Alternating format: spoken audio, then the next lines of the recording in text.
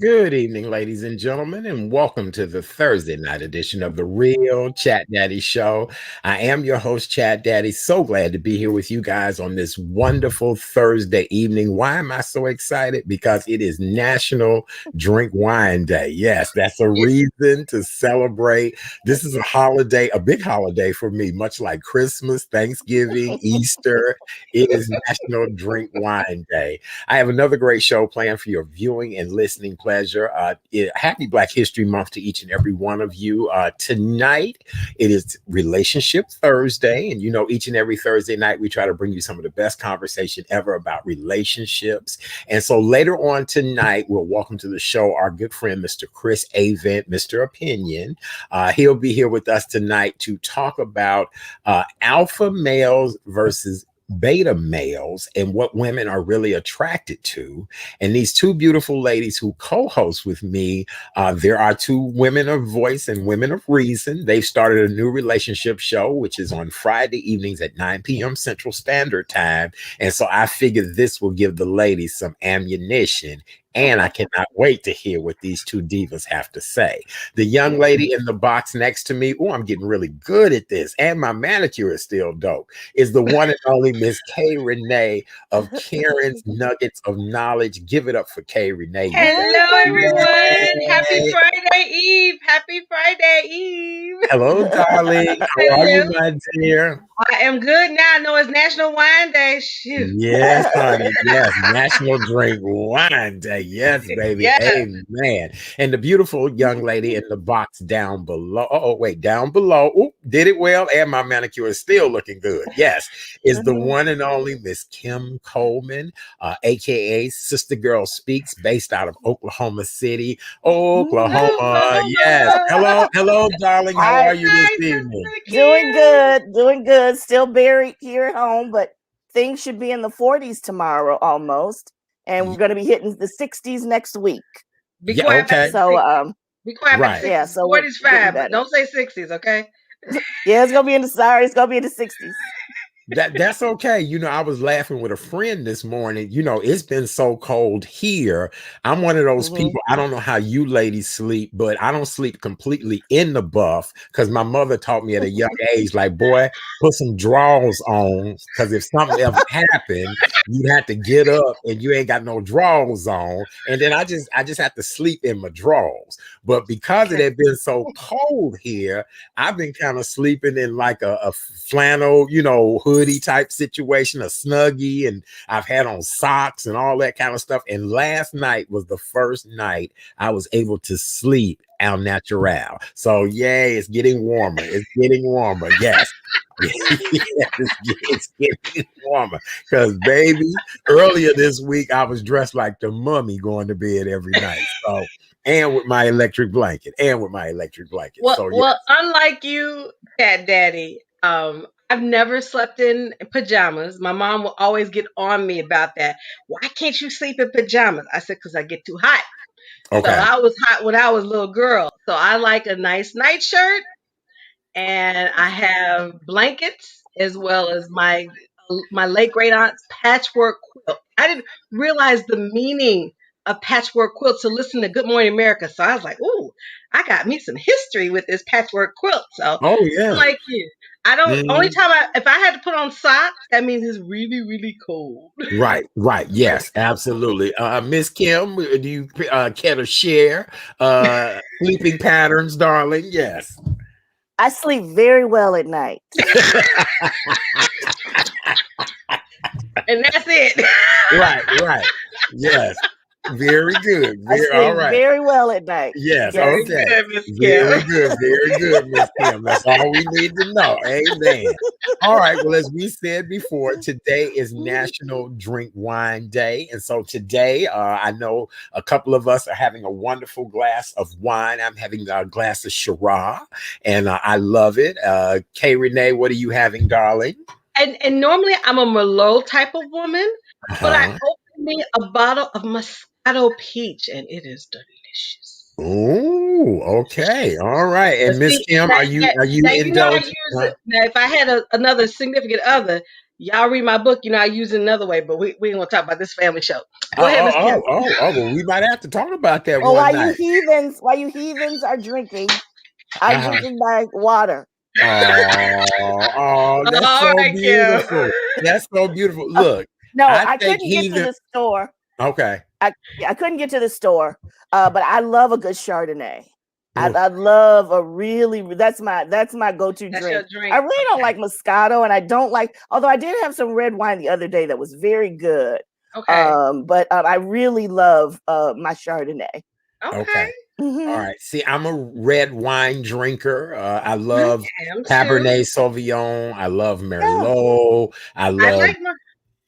any of the robust red wines. But for some reason, during this pandemic, the Shiraz has been my go-to, and I love it, and just one of my favorites, to say the least. I want to go to what do they call those places where you can go to the wine, like a wine A tasting? winery. A A wine A tasting. winery. winery, Yeah. A yeah. I winery. didn't Yep. really take advantage of that when I lived in the DMV area. There were several in Virginia, and I believe there's one that's Black owned. Mm, I don't know the name of it, but I'd really like to go and there's also, I think my parents did this, a wine train trip yes. in Yes. California. Yeah. And they Yes. They've have a done black owned winery in near okay, Napa.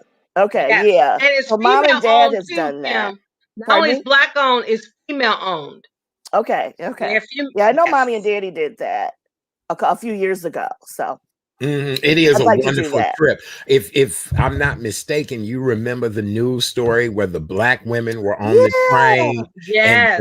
yeah. that's that particular train ride, and it Oh, really okay. is a wonderful train ride. I've done it before. If you ever get a chance to go to Napa, you really will love it out there. Um, Okay. Matter of fact, Kim, the next time you're in Chicago and we get together to celebrate you, there's actually a winery out on the south side of Chicago, believe it or not, in Beverly, and Okay. all of the wines are made from honey, and Oh. it's a honey, that wine to get you toe up from the flow up.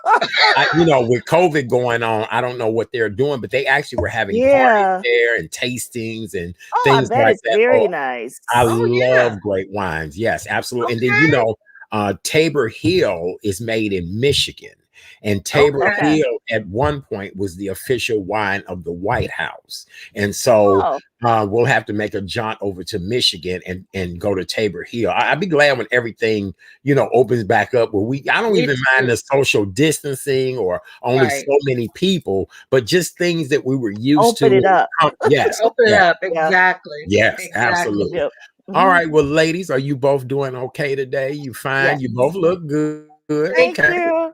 Well, you know what day it is, Art, and I can't go by without wishing our spiritual mom, who would have been, I think she would have been 101 today. Hmm. Our spiritual mom, the Reverend Dr. Johnny Coleman, today she celebrates her heavenly birthday. So Hmm. happy birthday, Johnny, wherever you are. We miss you and we love you. We thank you for coming this way. All right, very good. Well, with that being said, we're going to get started with tonight's show. I want to start off with today's COVID-19 update numbers.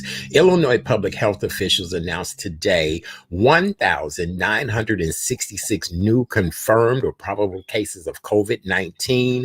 Unfortunately, we had 72 additional fatalities, which Mm. now bring the total number of cases of infection in the state of Illinois to 1,168,683. The Mm. statewide death total is now 20,129 since the Wow. start of the Mm. pandemic. Our thoughts and prayers go out to everyone who is currently suffering with COVID-19, anyone who has lost a loved one to COVID-19. Our thoughts and prayers go out to you all. And, just a tragic situation, but do what you can. We'll remind you later on this show what you need to do to try to keep yourself safe. Kim, Yes. how's everything over in Oklahoma? We had about we had 19 new cases, which made it climb to 600 in total right now, just for the week, and we've had 23 deaths just this week. Oh Oh, wow. just this week. Oh, so Yeah. you So all's numbers are not bad at all. no, it's going down. Okay. They're even opening up the nightclub. I mean, well, restaurants, I think past 11. I think some of them are getting ready to do that. Okay. So, we're doing pretty good here, I Okay. think. Mhm. Yeah. I wonder, you wonder what is the magic or what is the formula. I don't know, maybe if you all are just more spacious and open or I don't know what it is. And maybe people are more I don't know. It's just I, I, weird. I just think I don't know if there's a science to it, Art. I really don't. I, Right. I really don't know. I Yeah. don't know what, because sometimes California does, it goes down and then Mhm. they open up and then it goes back up again. I don't Yeah. know. This Yeah. virus is very strange. It Yeah. has different variants. And I Right. think it's going to be a long time before we find any rhyme or reason to it. I I agree. agree. I agree 100%. I really do. All right. Well, let's move on from the COVID update to now we want to offer words of encouragement and prayers to the people of the state of Texas. Mm-hmm. As you guys all know, so many people, millions and millions of people have been without power, water, even food. Electricity for days on end in Houston, Dallas. Now, is it other parts of the state as well too, or was it just Houston and Dallas, ladies? I think there's San other, yeah. Go ahead. Boston, the capital Mhm. city, San Antonio, Fort Worth, which is part of near Dallas. It's all over the state of Texas. It's not Yeah. just in Mm-mm. the main populous areas of the state. But that's just, I have family in Texas. I have friends who live in Texas, and they've been having those rolling blackouts, Right. similar to what you went through, Kim. But to Hmm. see the lines of going to the grocery stores where it's literally empty, you can't find Can't Yes. find nothing, anything. Yes. Yes. nothing. And Yes. they had featured one family who was literally boiling snow, putting in a pot to boil it down to water so they could have water. Do you hear me? Yeah. That Yeah, is one lady, really sad. was she has three special needs children and special needs daughters, and she was riding them around in a car because one of them was a diabetic, and insulin has to stay at a certain Mm-hmm. temperature. So I Mm-hmm. don't know if we're going to talk about it, Art, but I was going to give some information where people can help Okay. whenever Okay. you're ready. Okay. Very good. No, go Mhm. right ahead and Okay. give people this information now. I Very found this good. on the CNN website. So Okay. it's the Salvation Army is providing shelter and necessary items. The American Red Cross, the Urban League, the Houston Food Bank, the free lunch. What I would do, I don't want to give out too much information. What I would do if I was people would call the Salvation Army. I wish we had the number, but I do not. But that's a simple Google and ask what you can do to help. Call the American Red Cross. That's a simple Google. Maybe I'll have the numbers later on in the show. And call the Urban League. I would use those three things to call and ask, how can I help the people in Texas? So Mm-hmm. we can, Mhm. and even Art, if you want to put up, the website set Mm-hmm. salvationarmy.org or Mm-hmm. AmericanRedCross.org, but it's a simple Google search. Those are Right. two very reliable sources where the money is going to go directly to those people. Yes. Yeah. Thank you, Kim. That was You're really welcome. very on time, on point, and all of those were reputable organizations. Mhm. Another thing that I want everybody to be very careful of, there are a lot of scams and scam artists out here, but we Yes. all know the American Red Cross, the Salvation Army, the Urban League, those are all very reputable organizations. Mhm. Another thing that you guys can do is also call your relatives or friends in those cities and ask them what can you do to help them. Do they need any assistance? I've seen everything from walls caving in apartment buildings, from water and snow. I've seen just you wouldn't believe just what people have been going through down there. It's just amazing. And they're not used to this. They're not used to this at Not at all. all. And Joel Osteen did make a statement that he does have his church open for people. There's a gentleman that was on the Today Show earlier today, opened his furniture stores up, and he said Right. he had So, about 1,000 people come per day just to get out of the cold, come in, be able to sit Mhm. down, use a bathroom, all of that. And keep in mhm. mind, ladies and gentlemen, this is all during a pandemic.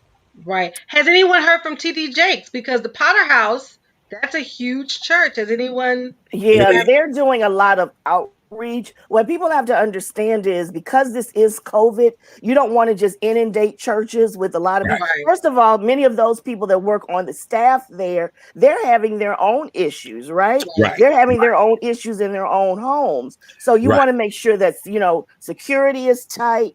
You have to right, Right. have do COVID things. So they're doing things as far as giving out food and giving out resources. As far right. as the church being open, I don't know, but they have to Yeah, be very careful about that. And I just want to say this, Art, if I can, sure. this makes most of us, and I'm as guilty about this as any of us. We have to look at this as a warning that the next time something like this happens, we have to be prepared. So for Hmm. those of us that live in homes, you need to get a generator. You just do. Right, right, And if you got to save the money to do it, do it. Have the right. canned goods, have the reserve water. We always hear about it, but Yep. and the government officials are liable for what they were doing, what they have done. But we all have to be prepared that in case Hmm. something happens like this, we got we got to go to. I got my water, I got my food, I got my generator. So, Hmm. You, No, you're Kim, right. I've lived my life that like that forever. Remember, I was telling you guys, I mm-hmm, even have my COVID purse, my man purse Right. mm-hmm, that's got everything in it from sanitizer to Clorox wipes, spray, uh, mm-hmm, you name it. It's in my, but even in my house right now, if my power went off, I have enough mm-hmm, battery operated things around here that I'm able to see, do what I need to do. And that's what one of my friends who live in Houston, what's mm-hmm. up, James? He might be watching tonight. He Mm-hmm. had battery powered candles in his house, Awesome. and that's how I light my house at night anyway. And those candles Okay. are bright enough that you can illuminate a room, because if I'm Right. having company over, whatever, that's how I, Right. Right. illuminate my room. So yes, Okay. you're right. Be Mm-hmm. prepared, and that's what a lot of people are never prepared for things. Oh, Right. I didn't pay attention to the news, pay attention Right. to the weather, and that'll help you to stay prepared. But you're absolutely Yeah. right. Yeah. Yes. Very Right. good. Well, ladies, I want to talk about the fact that Senator Ted Cruz has been busted like a mug. I guess Senator Ted Cruz and his family went to Cancun while the state of Texas is suffering no power, electricity, water, all of these essentials that people need. And he was spotted in the airport today. And to tell you how much y'all are petty, but I love y'all. I love y'all. Y'all did everything to post what United Airlines flight the man was on, who was traveling with him, the fact that Hmm. he had been asked to be upgraded to business class, all of that. And y'all caught him in the airport with his drawers down. So, Hmm. so ladies, what do you think will be the repercussions for Senator Ted Cruz? I would like to say will be major repercussions, but given what has happened with everything else in the Republican Party, they may just slap him on the wrist. But I will say to all Texans, y'all better remember this. He has an expiration date. He just got reelected. Y'all got him for 6 more years. So you better remember this when it comes time for him to be reelected, because he's going to want to be reelected. And what really was very tragic for me, he had the nerve to say, "Well, I wanted to be there for my daughters. My daughters wanted this trip." You gonna blame your children that you were gonna go to Cancun, and you know your constituents need you? I mean, even the governor of Texas he was just appalled. He didn't know what to say. He was like, "We've been working." He was just like, "My name is Bennett, and I ain't in this mess." Okay. Okay, all right. I'm gonna before Kim come in, because I know she winding up. I can tell she winding up. She doing something to wind up now. But before she come in, here's why I'm gonna play devil's advocate. I'm a family man. I have a wife, kids. We had planned this vacation. It ain't my fault that a cold freeze came through, and I went on to support my wife and kids. Now, because I thought the same thing too. Like, you gonna pass this off on your daughters? I'm looking at that a little weird. But again, when public time versus private time, Kim, where am I at with all of this? When you are elected official, you do have a family, and we have seen other elected officials I mean, we see it all the time in Chicago, who have had plans during spring break. There have been winter storms. I'm sure we could list a few of them from Oh. Chicago, whether they be aldermen, senators, or whatever, who have canceled their plans because they understand, especially with this kind of thing that's happened. This is like unprecedented. I could understand if it was a flood. I could almost not understand it then, but I could understand if it was a general flood. Okay, but this is a serious emergency where millions of people do not have power. Let me say this. First of all, Ted Cruz is up for re-election in 2025. While he was doing all of this, Beto O'Rourke, who he barely lost to in the last election of 2019, was making calls and trying to get people shelter, clothes, and food. What did I say when the next election starts? It starts the day after you are elected. That's So right. so the 2025 election has already started. That's Okay. right. I don't trust, let me say this, and then I'm done. I don't trust a man who would allow another man to talk about his wife, say that his father was in charge or was a part of the John Kennedy assassination, and then you kiss up to this man for 4 years. That's what Donald Trump did to him. I think he is a wimp. I think he is less of a man than most men that I know. And I'm going to give Beto O'Rourke a couple dollars and maybe go down to Texas to help him. And if Texas reelects him, then they deserve everything they get. And that's to include those people that do not vote. That's right. Well, you know, the scuttlebutt is that, you know, will Texas now turn blue behind this? Because Texas has had one blow after another. Hurricanes, flooding, power outage, problems, things like that. You know, it's amazing the number of my friends on social media who said, I moved to Texas for the weather, the opportunities, all of that. And they like, child, I'm thinking about getting the hell up out of Texas now. You know what I'm saying? And there's a whole discussion about the grid, which I'm really trying to understand, that they could have been on the national grid, but they chose not to. So now they're in charge of their own grid. So you know, this is all very interesting. It really is. You know. It really, so really is. I tell people, a lot of people say, you know, I just stay out of politics, and that's fine. You don't have to be as deep in it as Miss Kim. That's fine. But it affects every area of your life. That's right. You at least have to be informed at the very least. That's right. Amen. Well, that's why you hang out with us. You wanted look, you one of the cool kids. You wanted to look. Quiet as is kept. I know other shows now looking for people like you here in Chicago. My gosh. We need a female that can talk politics. I'm like, I chat that and started it first with Miss Kim. That's right. Don't be trying to copy off my fabulous little internet show. Thank you. Yes, that's right. Yes. All right. I love you, Art. Every day. I love you more, darling. I do. I love both of you ladies. Really, look, we become a family on this show, and people love us. So that's the funniest thing. All right, well, ladies, let's continue to move on with today's hot topics. The next thing on the list, yesterday, Mr. Rush Limbaugh passed away. He died from cancer.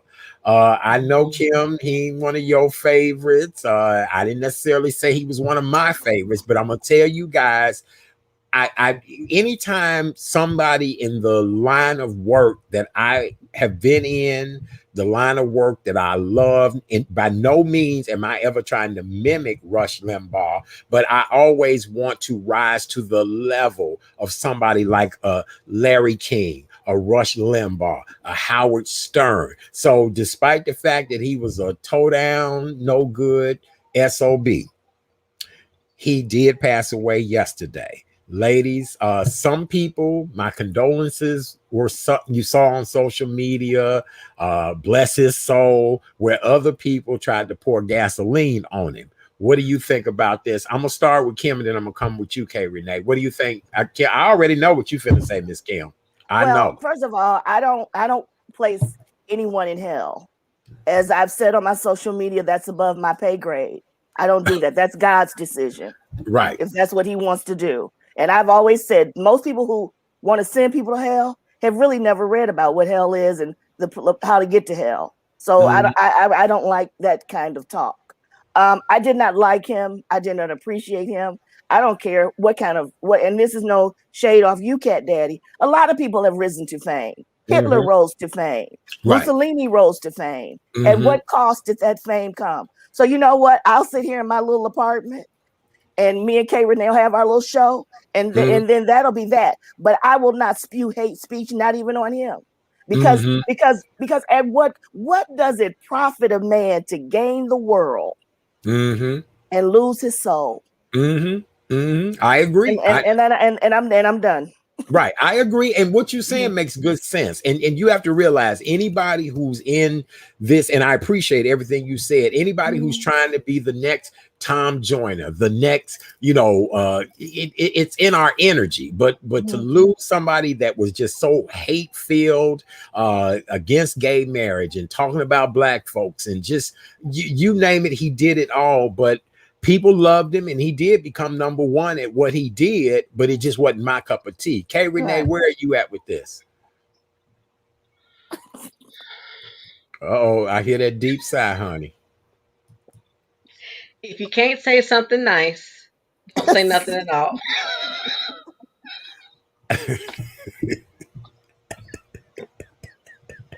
Right. Cheers. Okay. Look, cheers. It's I mm. That's all. If I can't say anything nice, I'm not gonna say nothing. And Uh-huh. that's it. Sometimes I wonder, and I'm not here to judge people, but I wonder, do people really understand about God and repentance and forgiveness? People will talk to you all day about being pro-life, being anti-gay, because this is what it says in the Bible. Have you read some of the other things? Right. That Right. there's a price to pay. You know, as and I'm gonna leave this alone. As I get closer to heaven, and I'm going to heaven, I want to live the best life I can. So I'm less cruel than I was last year this time, right? Mhm. Right. I Right. I I try to give to more people than I did. I want to be better. Next week I'll be 54. So when I look back on it, I want to be better next week.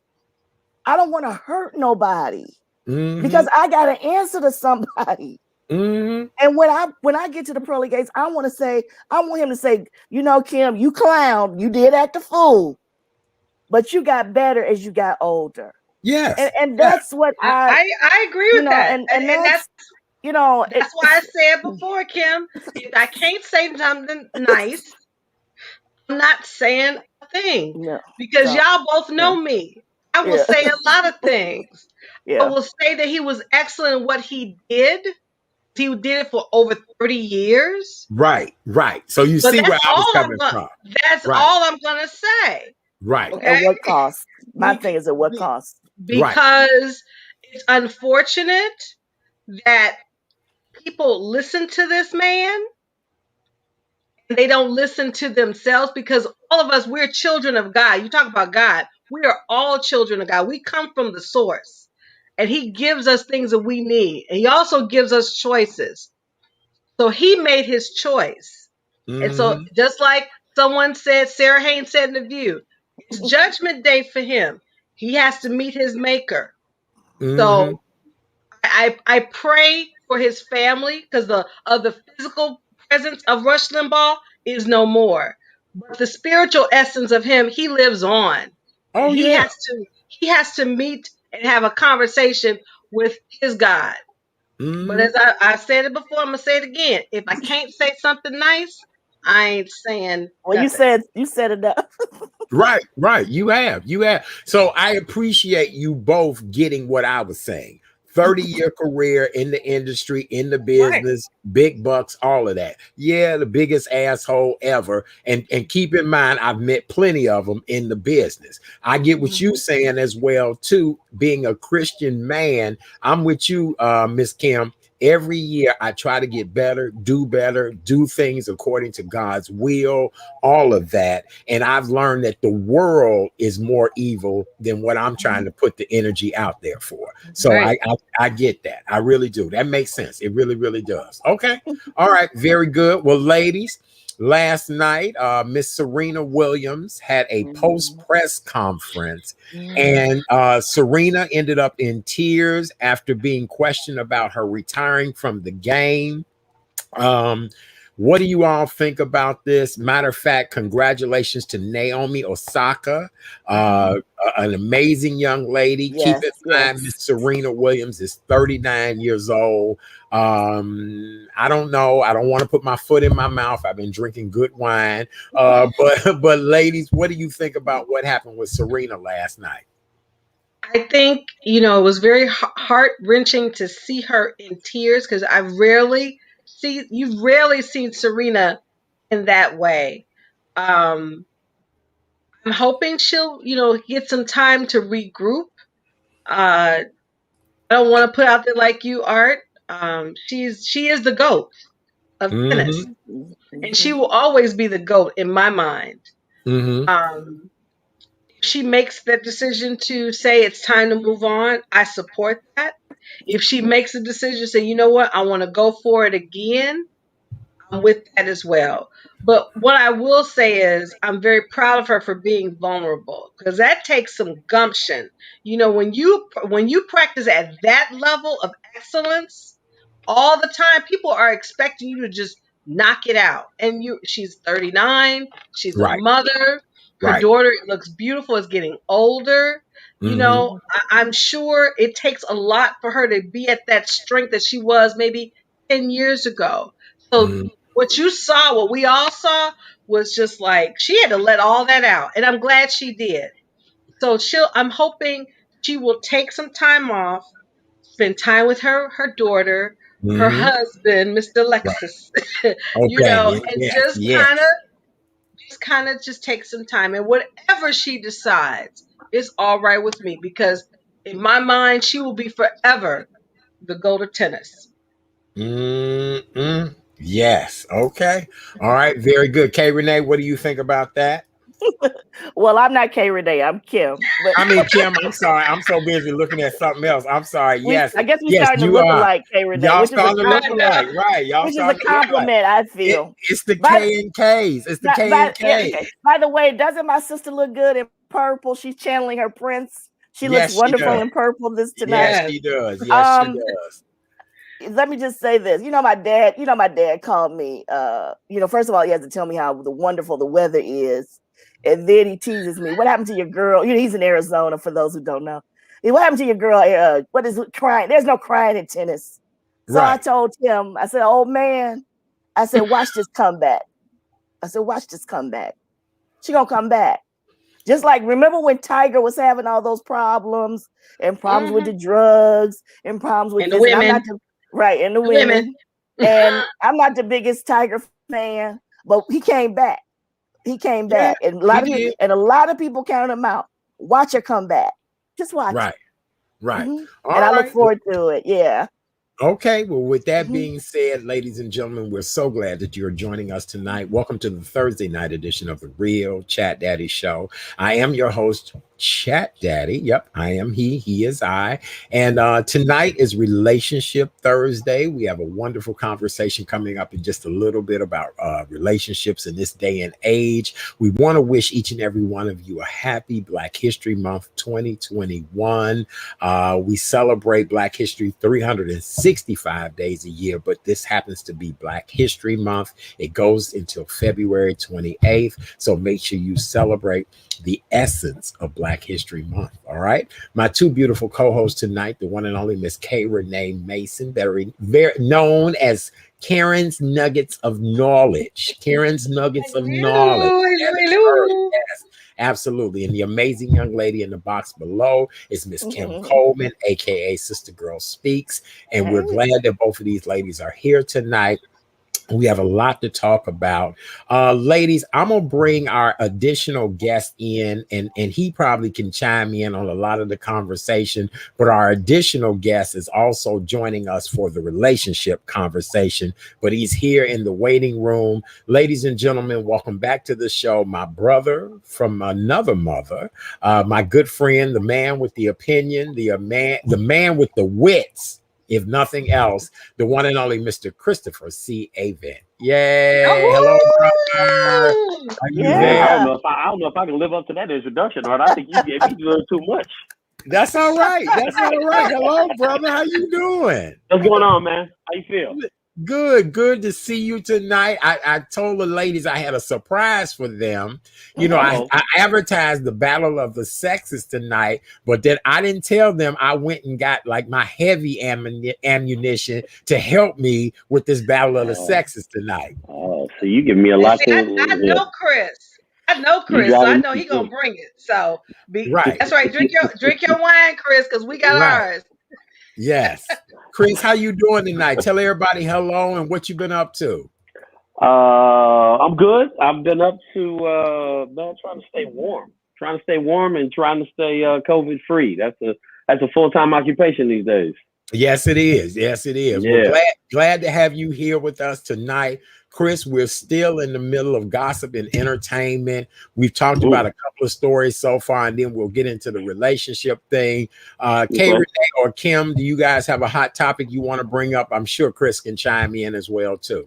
The only thing I wanted to bring up was there seems to be some issues with Governor Cuomo, and this has been brewing for a long time. As many of you know, Cuomo is the governor of New York, and many of us I've known about him. I loved his father, Mario, who was also the governor of New York, and many of us liked him because he was kind of the quasi president during this COVID, coming out with his press briefings. It seems as if there was a problem with one of, or maybe more, of the nursing homes. And because of negligence, because of the way it was handled, people died on his watch. And now members of his team are trying to take away his emergency powers right now. He is under a lot of scrutiny. I told people were saying he should run for president. And I told everybody, don't go for the shiny object, because he has a lot of skeletons in his closet. And this is just one of them. And whereas I like him, this is really going to put him in a lot of hot water. Oh boy, what do you think about that? Anybody got an opinion on that? I mean, here's the deal: you might be the governor, you might be the ruling body, but a lot of times you don't know what people are doing until it finally gets to you. You know what I'm saying? From my understanding, okay. No, go ahead. What were you going to say? From my understanding, there were numbers hidden about what was going on, and it came directly from his office. Now they're still investigating it or whatever, but the buck stops with him. We'll see what happens. What happens. And he wrote a book on how to get over COVID before we even out of COVID. Oh, really? Yeah, yes, came out about right before Christmas. Oh, dang! Yeah. Really? Right. He was featured on a review about that book. So 60 Minutes and everything. Yeah. Yeah, he talked about that. And was he talking about how we would get back on our feet financially or health wise? Or he was giving a plan. Yeah. Chris, what do you think about all of this? I think that's pretty amazing. I want to get his crystal ball. Maybe he got the magic 8-ball from back in the day. Right. Okay, I'm not familiar with the book. Was it accurate? I don't know. I didn't read it. I don't know. But let me just say, the brother is easy on the eyes. So sometimes you get a little very pass. True. But it yeah, but see, that's what's wrong with you women now, honey. Y'all don't let them get away with the easy on the eyes. See, that's why, honey, y'all don't let them get away with it. We just said it was easy on the eyes. Now that's all we said. We didn't say nothing else. No. If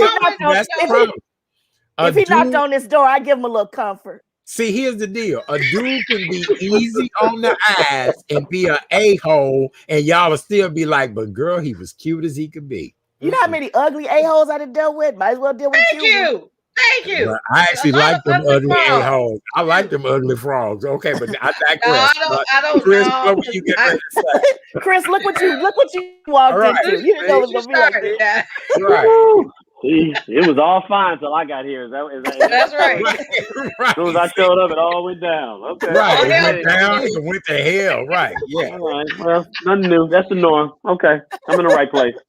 I did not tell you. Did not tell you. I said you Yeah. don't need to prep for nothing. Just show up, please. Hey, you said make All sure right. my glass was full. That was the only prep you That's gave. right. That's All right. right. I have one more. Do I have? Yes. Go ahead, darling. Okay. Yeah. This is Relationship Thursday. Maybe I'll make this a little lighter. Okay. So you guys know I've been hanging out in the clubhouse. For those of you who don't know, it's another app for people who have iPhones, and you go into different rooms and you talk about different subjects. So I was in this relationship room, and this gentleman was talking that he went on a second date with a young lady that he was really feeling. And on the second date, she asked him what his credit score was. And he was like, it Oh, took him sorry. aback. And he was like, well, why would you want? She says, this is what she told him. She said, I really like you. I really see a future with you. And I think that we're really vibing. And I want to know, are you financially, stable and responsible for us to go further? Because if you're not, we're not going to. So I just want to know what you all thought of that. Is that okay, Art? Can I bring that up? Oh, honey, that's a perfect segue into where we trying to go with Chris, Okay. because I'm gonna let my wealthy brother give a explanation. I'm the Section 8 brother. He the wealthy brother. So I'm gonna let my wealthy brother start this, because I'm sure he's been in this situation before. He owned yachts and stuff. Yes. Brother Chris, where we at with this one? Oh, you talking about me? I thought somebody else was coming in. Wealthy No, brother. no, no. Yeah, I thought you somebody else coming my on. wealthy I'm like, brother. yeah, let's hear from Yeah. him. Yeah, bring that wealthy brother out here. Oh, you talking about me? To me, you talking my about you, wealthy honey. brother. You my wealthy brother. See there? Well, I did have two singles at the same time last week. So, okay, I guess that qualifies me as wealthy. No, I've asked that question before because, and don't take me as sexist, Black women are the most educated women in America, right? Over any other group, which means Black women are carrying more debt. So I ask that question a lot, and I go to the credit score and how much student loan debt are we going to have to pay off if we get together? And I got some women that, have an MBA or a PhD, and they're bringing a house note with them. And I'm like, okay, so we have to pay off that 80 grand, huh? That 90 grand. Do you have the credit score to match? So I think it's fair on both sides. When you're hooking up with somebody, how much debt are we, adding to the picture? So on the second date, Chris? Yeah, why waste time with somebody that is clearly because we get to go back to the easy on the eyes thing. We get caught up in the physical. It's the flash over substance. Okay. So especially, I think Kim, you alluded to it earlier. We got more years behind us than we have in front of us. So it's no time to play games. If you're superficial, bad debt, no relationship skills, a ton of bad credit, a ton of debt. Yeah, Wow, Chris, you didn't have to put me down like that, but go ahead. If you have all of this, at least tell me up front so I can decide whether or not, I think we're getting away from what's been known as full disclosure. Give somebody full disclosure and let them decide whether or not they want to, on first dates. I say, hey, okay, why are you single? What are your issues? And don't tell me, well, I give people too many chances. No. We're all human beings. We all have issues and flaws. Tell me yours. I'll tell you mine. And then we can decide from here if, I can say, hey, I like to go to the club all the time. I like to watch Sports Center every night, in my man cave. You may hear that and go, okay, I don't want a guy who does that. Well, that's who I am. And at our age, around late 40s, early 50s, 30s. We're I'm sorry, didn't mean to offend you. I was gonna say 25. You said 30. Okay, I would get somewhere around there. But we're settled into who we are. So I see nothing wrong with we're settled into who we are, and we may not know exactly what we want, but we definitely know what we're not going to deal with. Right. So I Exactly. see no problem in putting our cards on the table. And let's be honest, the whole faking and fronting, that's what we did in high school, right? So if Yeah. we're grown, Exactly. we shouldn't be, because this one girl said, talking to one girl, she said, you gonna wait 2 or 3 days to call me? I said, no, that's what I did in high school. Why would I do that now? I don't have that many days left. Why would I wait a week to call you? I haven't known you my No. entire life. I need to Right. know what you are, who you are, as soon as possible, so I can either Mhm. bring you in or get rid of you Yeah. as efficiently as Okay, possible. wait a minute. Those are high school games. We're not So doing wait that. a minute. The Keep second him. date, we are discussing credit scores. I say first date.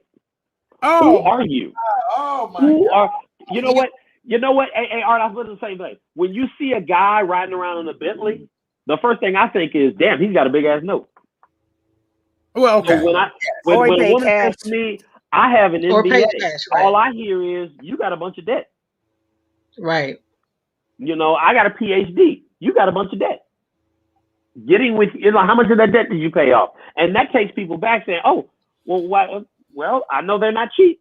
So unless you went to the military or got some kind of grant or scholarship, you have debt, and we're adults now. So I'm not saying it to be offensive, but if I'm taking you on, I'm taking your debt. If you're taking me on, you're taking my debt and my debt. We need to lay that on the table up front. Because why First date or you for 3 months second to date? find out you got a 200 credit score and $200,000 in debt? Ugh. I know I don't want to deal with that. 200. Yo for JJ can't be that good to make me want to take all of that on. Kay Renee, you've been awfully quiet doing this. What's going on? And you the woman that investigate checks. Your background is in I sure audit and do. compliance. So That's exactly right. where are you at with I all of am in this? full. I'm in. We need to keep Chris because he's speaking truth.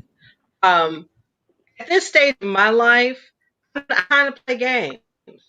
There's a time when you need to be a little bit vulnerable, and there's a time you need to be fully transparent. I believe in full disclosure. If a person asks me, there's a way I probably will respond to the question, and it will be depending upon whether or not I'm really vibing with that man. Because if he's trying to play me, then we'll just have a conversation and that's it. But I'm firm belief of full disclosure because I just don't have time. I do not. I mean, we talked about this Art. Kim and I we talk about it on our show that when men come to me, they're like, "Can we be friends?" I said, "Sweetie, I got enough friends. What do you want?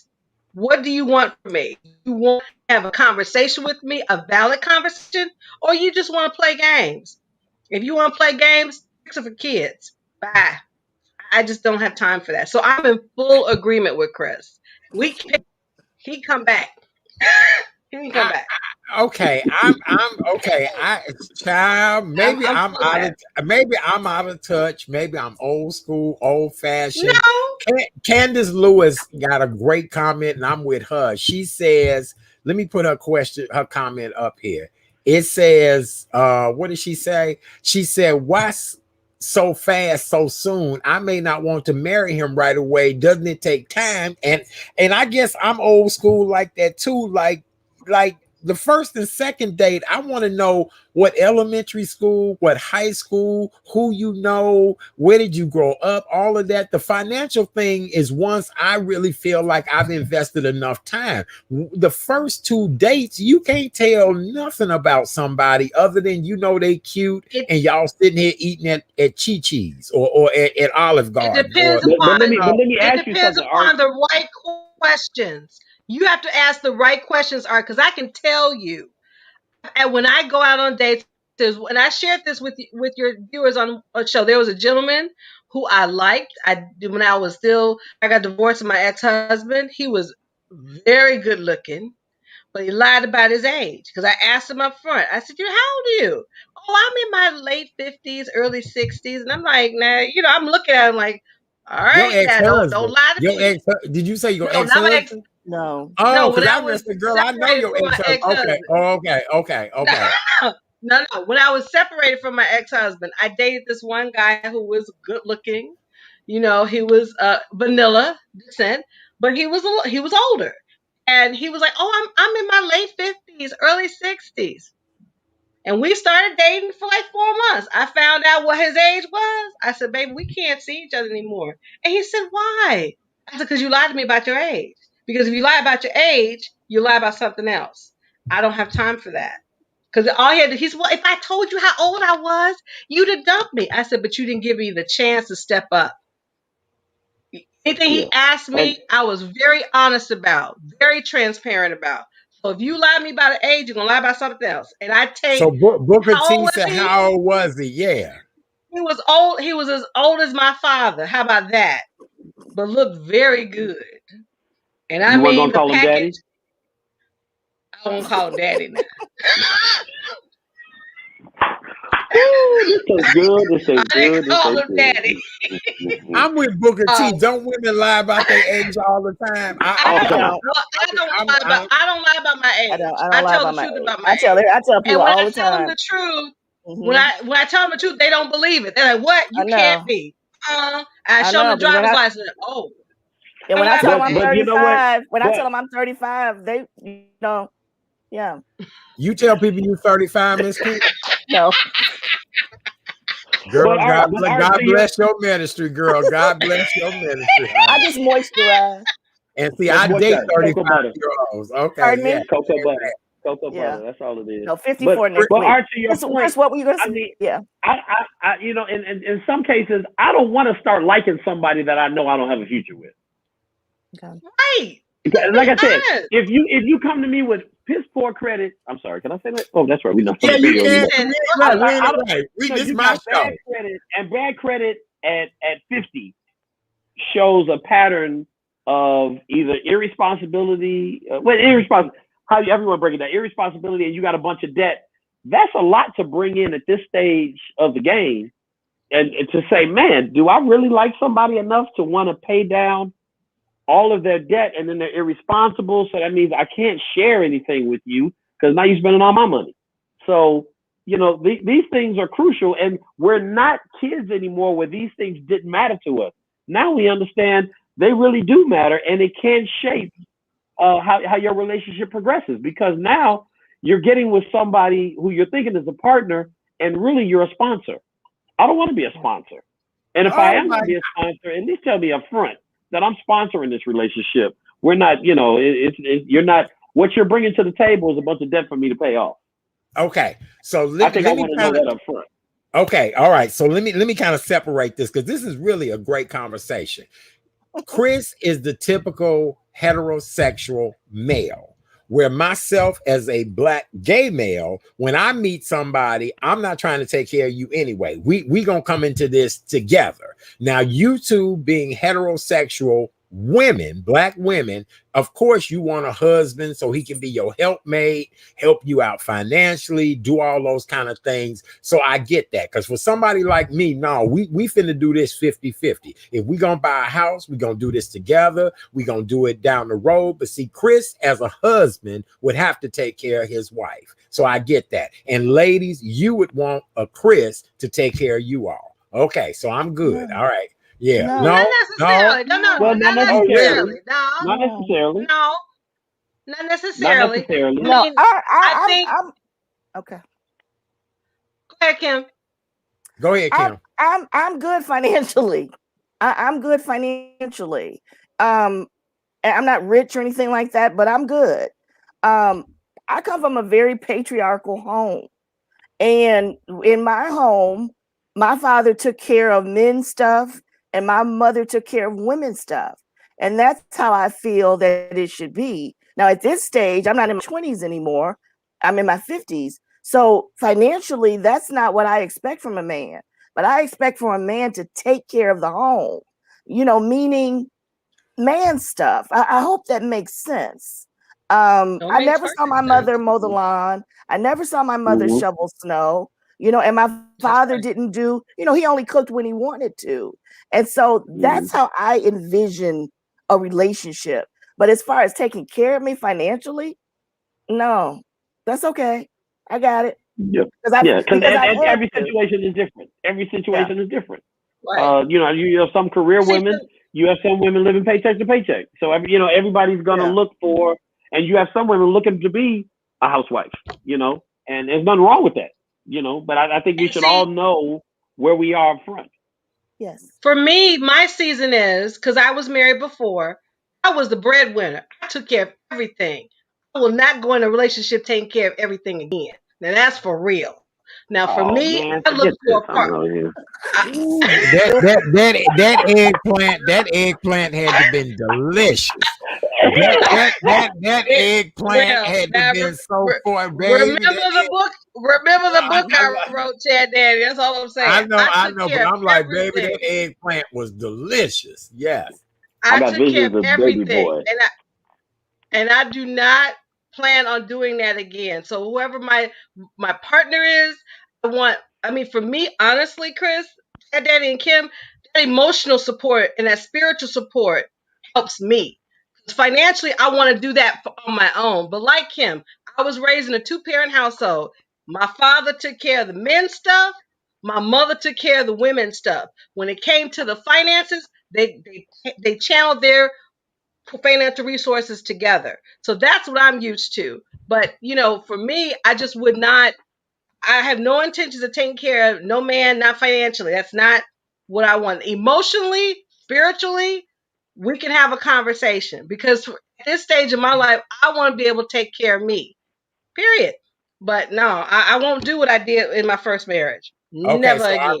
our faithful viewer Candace Lewis says, I think the stereotypes are offensive. If she has a PhD, maybe she is financially set to have her credit great. She may not need you financially. And that kind of comes Yeah, to a point that I want to make. Most of my upper echelon girlfriends who all, quite a few of my girlfriends have all gotten married recently, and they've all married, men that may not be at the same level they're at, but they married great, wonderful, fabulous, great guys who are, worthy of being with these wonderful ladies. How, the financial thing in this day and age, hell, we done all lost jobs. We in the middle of COVID.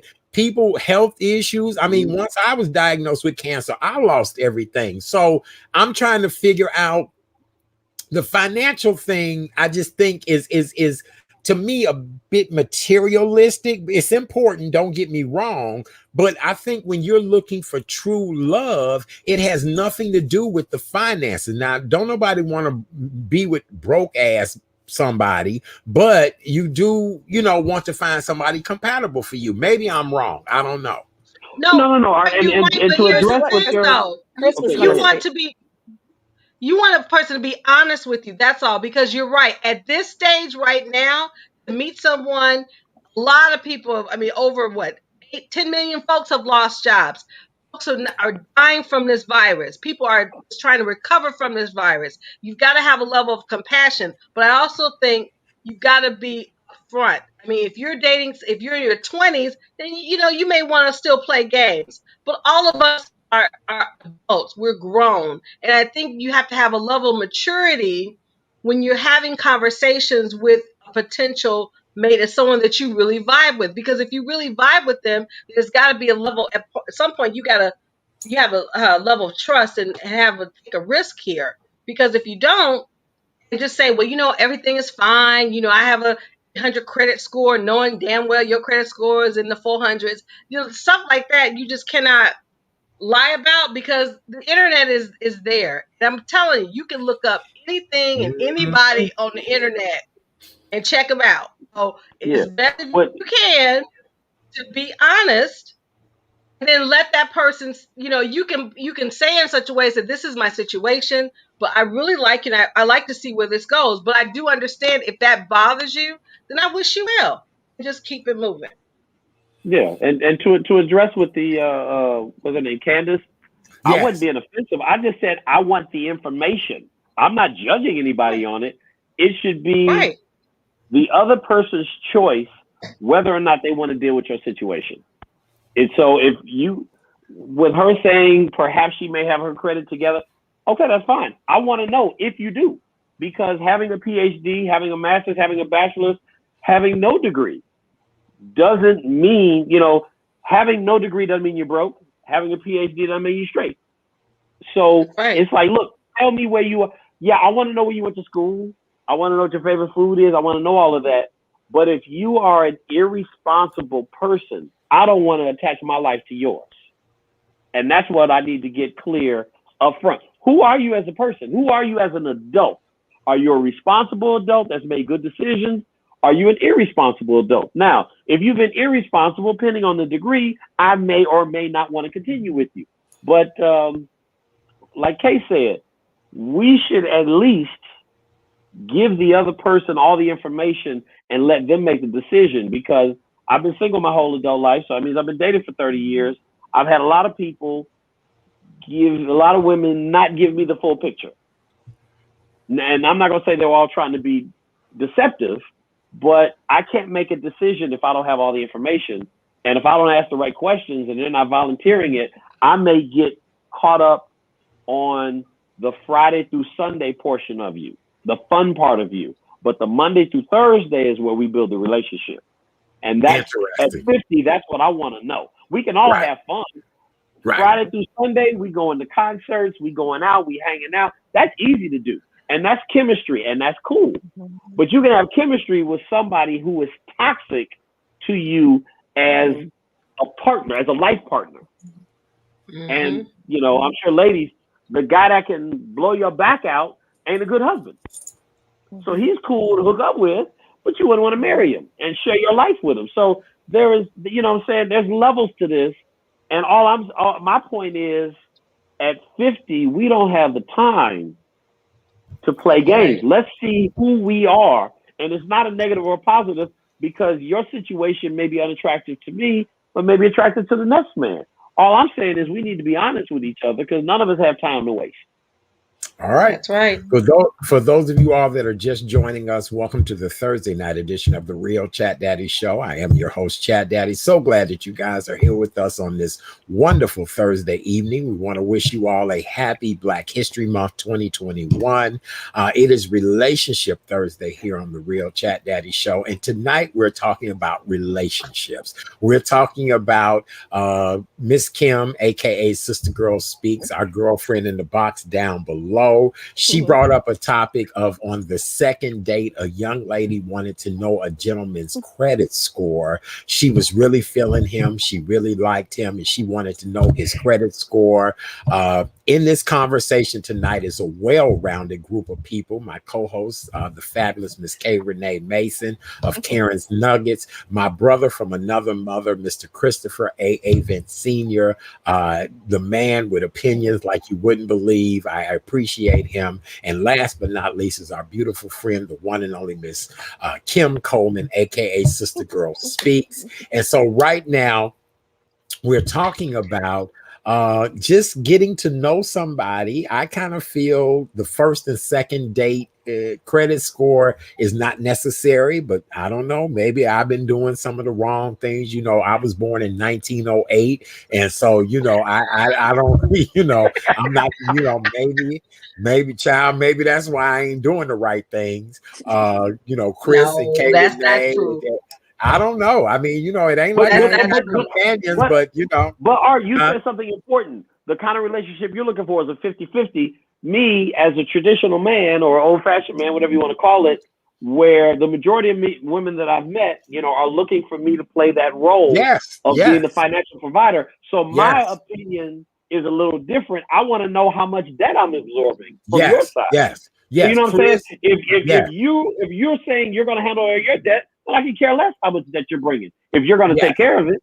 But if we're going to do the traditional thing where I'm carrying the bulk of the load, I want to know how big the load is, so I can make that decision whether or not I want to carry that load. So I think I don't think we can give it a black and white, hard and fast answer that this is what it should be. It depends on your situation. Right. It depends on what kind of relationship you're going to be in. See, Chris, that's why it's important, Art, to. No, I was saying that's why it's important to ask the right questions. You could be in your first date talk for 8 hours. In those 8 hours, you can say, you know what, I own property, or I plan to own property. And see, that'll get you started thinking, okay, if you own a property, that means you may have some debt. So that will start your mind to think about other things. It's about me, you ask the right questions. You don't maybe not come out and say, what's your credit score? You can come about asking certain questions like, oh, if you're talking about property or vacations or stocks, that kind of gives you an idea, okay, where is their mind from a financial standpoint?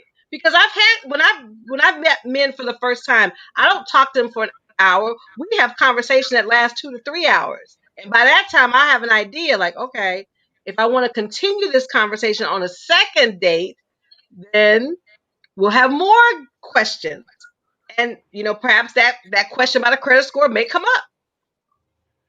So Okay.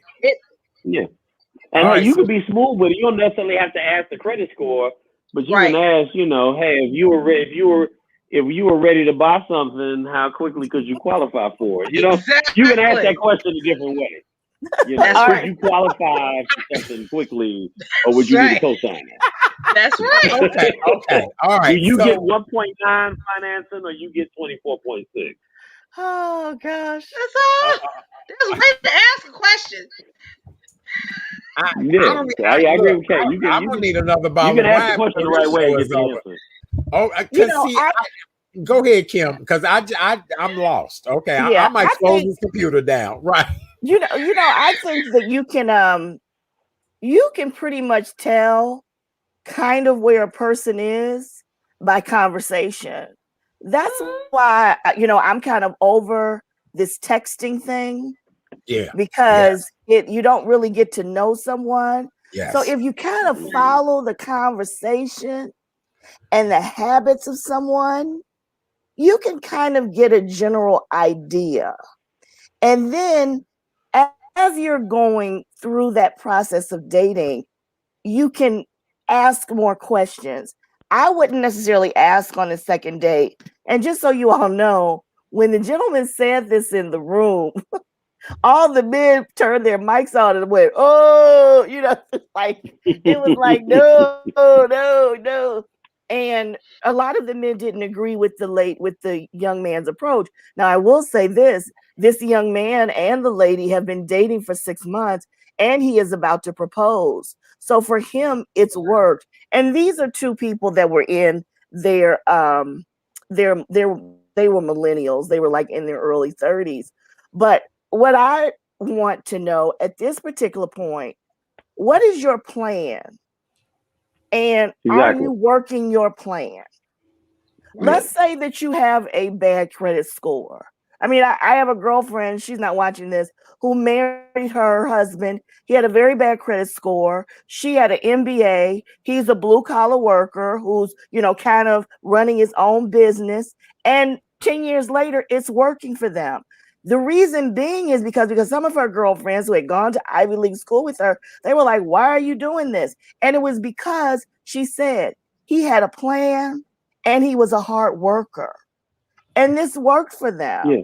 And Yeah. so, I think that, we want to know that people, have good credit or whatever. But if someone has had some financial help, you can look at the movie Daddy's Little Girls. Remember that Mhm. movie? Well, And she was yes. looking for, the blue collar man, but she found Monte who lived in the projects, but he had a plan and he was working hard. So, that's to me, those attributes would be good. Maybe it's Pollyannish, but that's just the way I feel. Oh. No, that's beautiful. Actually, I want to touch on that because I became an electrician when I was 20, and I had a lot of women turn their nose up to me because I was blue collar and really didn't understand how much money and how handy blue collar men are. But you make Mm-hmm. a very good point about having a plan because sometimes you have to rebuild. You got a bad credit score because you filed bankruptcy, but bankruptcy means you have a clean slate to build. So yeah, having a plan. But this is with my point of earlier of saying, hey, tell me where you are, and okay, I see where you are. Now tell me what you're doing about it. But if it's like, yeah, I got bad credit and I'm looking for somebody to take care of me, okay, we can move on to the next guest. But Exactly. if you have bad credit because of a situation, you may have co-signed for somebody. It may be an ex. It may be a family member. It may be your kid. It may be a friend that screwed you over. I mean, there's reasons for it, but you got to tell me where you're starting from. And again, to her point, Let me hear your plan, and let me get well-rounded. Let me understand the situation that I'm walking into. What are you bringing to the table, and what does it look like for me to have to deal with? How are you dealing with it? What's your plan for dealing with it? What are you expecting me to do for it? Again, and I look at it differently as the traditional male that's expected to, contribute certain things. I need to know what you're putting on my plate.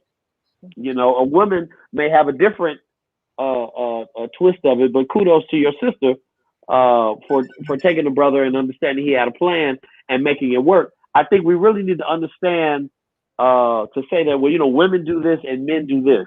There's different types of women, there's different types of men, there's different types of situations. Okay, and I think we get too caught up in this is what men do and this is what women do. That's really unfair to everybody. Okay, so Debbie Green, one of our faithful viewers, says, "What's important to you? Money, sex, religion, etc." And that, to me, Combination of everything. that's a great question. Yeah, That's combination of everything. question. And then it's the person and how they Everything. apply it. Because somebody can say religion is important to me, but they could be a pseudo-Christian. And it's like, okay, well, your definition of importance and how you apply it ain't mine. So again, you can't put a paintbrush on this. How do you apply your Christianity? What do you consider good financially? Some people go, well, I live paycheck to paycheck and I got to hook up at the payday loan place, so I cover myself every week. Some people see that as functioning. Some people need to have 20 grand in the bank. It's all perspective. And that's where compatible, my definition of equally yoked has nothing to do with religion. Do we see the world the same way? Do we want to approach things the same way? Do we have the same values and put importance on the same things? To me, that's equally yoked. Because you can be a diehard Christian, I can be a diehard Christian. But if I like to gamble and I like to extend my credit to the hilt, taking risks, even if it's for business, and you're a conservative person that likes to play it safe, we're not going to work out well because I'm going to frustrate you with how I like to do things. You're going to frustrate me. So I think we need to get away from these generalities and truly get to understand somebody. I think the dating process goes a lot smoother when you know who you're dealing with. Because if you tell me you got a bad credit score and you got a bunch of debt, I'm not going to dismiss you immediately. I'm like, okay, that's where you're starting from. And I can appreciate it because in 2014, I had to completely reset and rebuild myself. So if someone dated me in 2014, yeah, my story wouldn't have sounded very good, but I had a plan and, I built myself up since. So it's not a paintbrush. It's just a baseline. I think we all need to establish a baseline of where we're starting from your finances to your mental state. Are you in therapy? Are you getting over a bad breakup? You know what I'm saying? Have some childhood issues just now come to light? Have you dated enough people where you're now realizing that, damn, I've been the problem, or part of it is definitely me because I keep getting in the same situations. And now I'm finally getting into therapy to start working this stuff out. It's impossible to generalize any of this stuff. I think on the first, second date, you need to get a baseline of where somebody's coming from. And to me, that's the ultimate of getting to know you. If you want to expose yourself to me, for me to get to know you, tell me where you're starting from. Don't tell me what you want to be, because you may not ever get there. Tell me where you're starting from. Maybe I can help you get there. Maybe I'm the wrong person for you to go on that journey with. But give me the option. And really, I think you're doing yourself a favor by saying, look, this is where I am right now. This is what I can do for you emotionally, financially. So you want to rock with this or not? And we need to get that out of the way. Well, let me tell you what I've been getting out of the way lately. So I'm on a couple of dating sites now, and I am in Oklahoma. And for those of you all who do not know, Oklahoma is the reddest state in the union. So what does that mean? That means that in the two elections previous to this past one, Barack Obama did not win one district in this state. So that means there's a lot of Trump people. So let me tell you what happens in my communication now. I just did it today. Hello, how are you? He comes on. How are you? You have a beautiful smile. Yes, thank you very much. My parents pay a lot of money for it. Thank you for the compliment. He says, how are you doing? I said, fine. I said, let me ask you a question. Are you a Trump supporter? Before we go any further in this, before I need to know if you like tennis, before I need to know what your favorite, are you a Trump supporter? So this gentleman Where's my today MAGA hat? would not. This gentleman today, he would not answer the question. He would not That answer. tells you He said, right "Why is there. that important?" I said, "It's important to me." He said, "But I'm not into politics." I said, "Well, did you vote?" He said, "Yes." I said, "Who did you vote for?" He said, "This is very weird." I said, "This is important to me." After he didn't answer the question, oop, doop, doop, doop, doop, delete. That's so before the credit score, before all of that, are you a Trump supporter? I had a Why are you MAGA hat looking at me around like here that, Art? somewhere. Why are you Baby, my MAGA hat? I had a honey, MAGA I'm hat. with I'm you. just, I'm with you, my sister. No, because see, Again, look, and you know what? okay, That I'm not speaks even to going to go being in. I'm not equally even yoked. going to go into That's it. to I'm me, not that even going speaks to. to me being equally no, yoked. I'm with you. The world Right. the same way. Can we get along fundamentally and see Right. the world the same way? Are we Right. coming from the Right. same place? Because there's a lot of white gentlemen that are coming at me, because I am where I am right now. I'm not in the DMV anymore. I'm not in Chicago, and I need to know, how do you feel about my humanity? Because how you voted in the last 2 elections says a lot to me about what you think about me as a Black person. To me, Yep. that's Never just the should way have I gave feel. y'all civil rights in the first place. Now, see, Chris, you were all right till you said that. Now, see, now you gonna have I, to just White power. keep So, Art, quiet you would now. Power. date a Trump. You would date a Trump supporter, Art? White. I didn't say I would date a Trump supporter, but I was in an interracial situation. And we did talk about a lot of things. The running joke was why your people do what they do, why your people do what they do. And I Right. felt as if that conversation helped to strengthen us, helped for us to understand each other. It was a great situation. Now, whether I knew they were Democratic or Republican, I did not. This was when Barack Obama was in office, and the conversation was very pro Barack. But then I feel like, people can tell you one thing and do another. And you don't go in that voting booth with them. But I don't know. Because I can't wake up with you on January 6th and you like, I'm about to go to the Capitol. You gonna be here when I get back? Okay. Okay. You know what? I need to go get pillowcases and some coleslaw. I'll be back about 2:00 in the morning. I No. got some running around to do. Okay. All right. Okay. So But you know what? To that point, not to talk about politics, but a lot of the races. I've worked blue collar construction sites for the better part of 25 years, Yeah. and most of it is ignorance. yes. Most of what white people perceive and why they hate was either taught to them by their grandparents, Yep. or it's based on a stereotype. And when they find the truth out, they're like, "Oh wow!" When Barack was running, it was amazing. All of the white guys that I knew who were like, "Man, my grandparents, who I love to death, lied to me." So they're caught in that conundrum of I love them, but they lied to me about Black people. So they were at a crossroads, and I feel sorry for the white kid who was raised in Gurnee or up in Zion somewhere, who was taught that they were superior for the color of their skin, and then they go to University of Chicago, and then the Hispanic girl, the Black guy, the Asian girl are running circles around them. They're clearly more intelligent, and they're like, "What's wrong with me?" I feel sorry for that white kid that was told that they were superior because of the color of their skin, to find out that your whole community lied to you. Yeah. That you're not superior for the color of your skin, because they're running around like, "What's wrong with me?" I would, if my mother told me that I'm the smartest person in the world, and I go to school and realize that I'm slightly above average, that would damage me terribly, right? Because that means everything that I was taught is wrong, and that's what a lot of these white people feel. So when they get around, Black people, I think it's purely ignorance. But we're here to talk about relationships.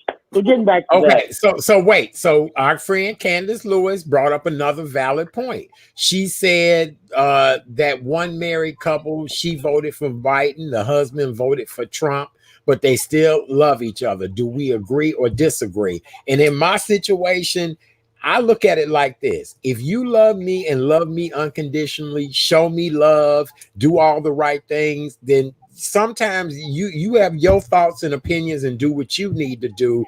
I don't necessarily know if I would hate somebody because of their other. Now Trump was an exception, Kim, and please understand that. But I don't know. I'm maybe I'm torn. Look, all these years I've been doing the wrong things. Well, Oh here, my God. you know what? I got a good point for that, Art.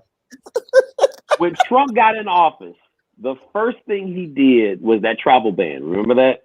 Right. And everybody Yes. was, oh my God. Now, I work in telecommunications. What that travel ban did, and I'm not a Trump supporter by any stretch, and I think the man is a complete idiot.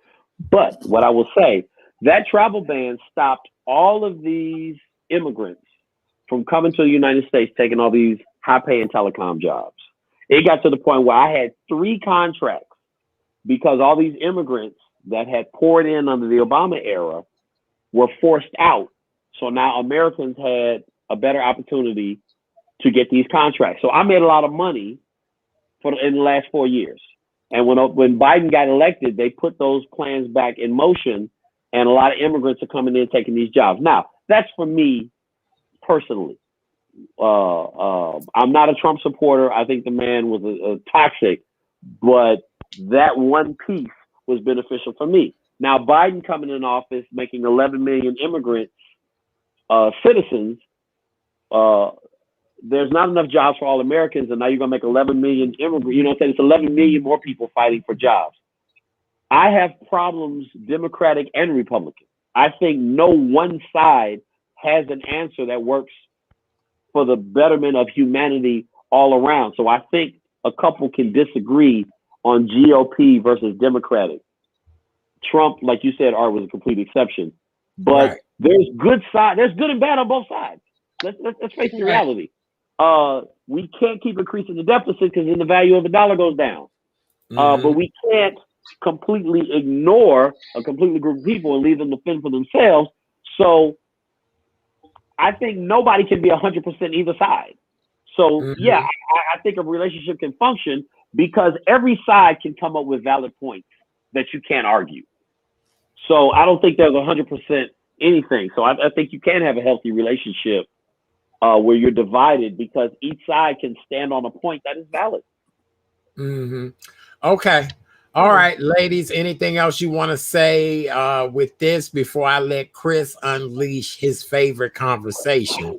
For those of you all that are just joining us, welcome to the Thursday night edition of the Real Chat Daddy Show. I am your host, Chat Daddy. So glad you guys are here with us. Hopefully you all are well. Our thoughts and prayers go out to everyone in the state of Texas. Hopefully by the weekend, it will get everybody restored back to 100%. We are talking about relationships right now. My amazing co-host, the one and only Miss Kay Renee of Karen's Nuggets, Miss Kim Coleman of Sister Girl Speaks, and my brother from another mother, Mr. Chris Avon, is hanging out with us tonight. And so Chris has had this conversation many times before about the alpha male versus the beta male. And so Chris, Kim, and Kay Renee have started a Friday night relationship conversation show, 9 p.m. It's really, the inaugural show was last week, and I figured you need to bring up this conversation about the alpha male and the beta male. So go right ahead and tell us your thought on all of this.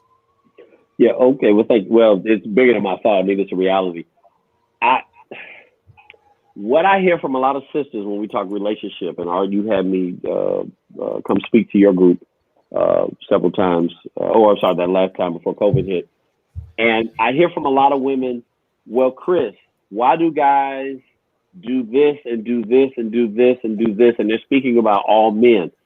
And when they give me a bunch of beta male traits, that's when I have to clear the air and say, that's not what men do.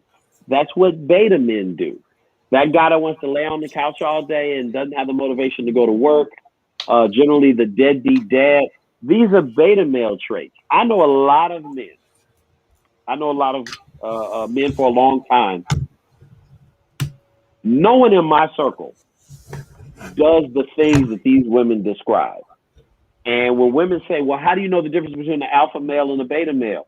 You look at their friends, because we don't hang together. I have no beta males in my circle at all, because we don't get along, because we don't see the world the same way. I have no deadbeat dads in my circle. I have no lazy men in my circle that don't want to work.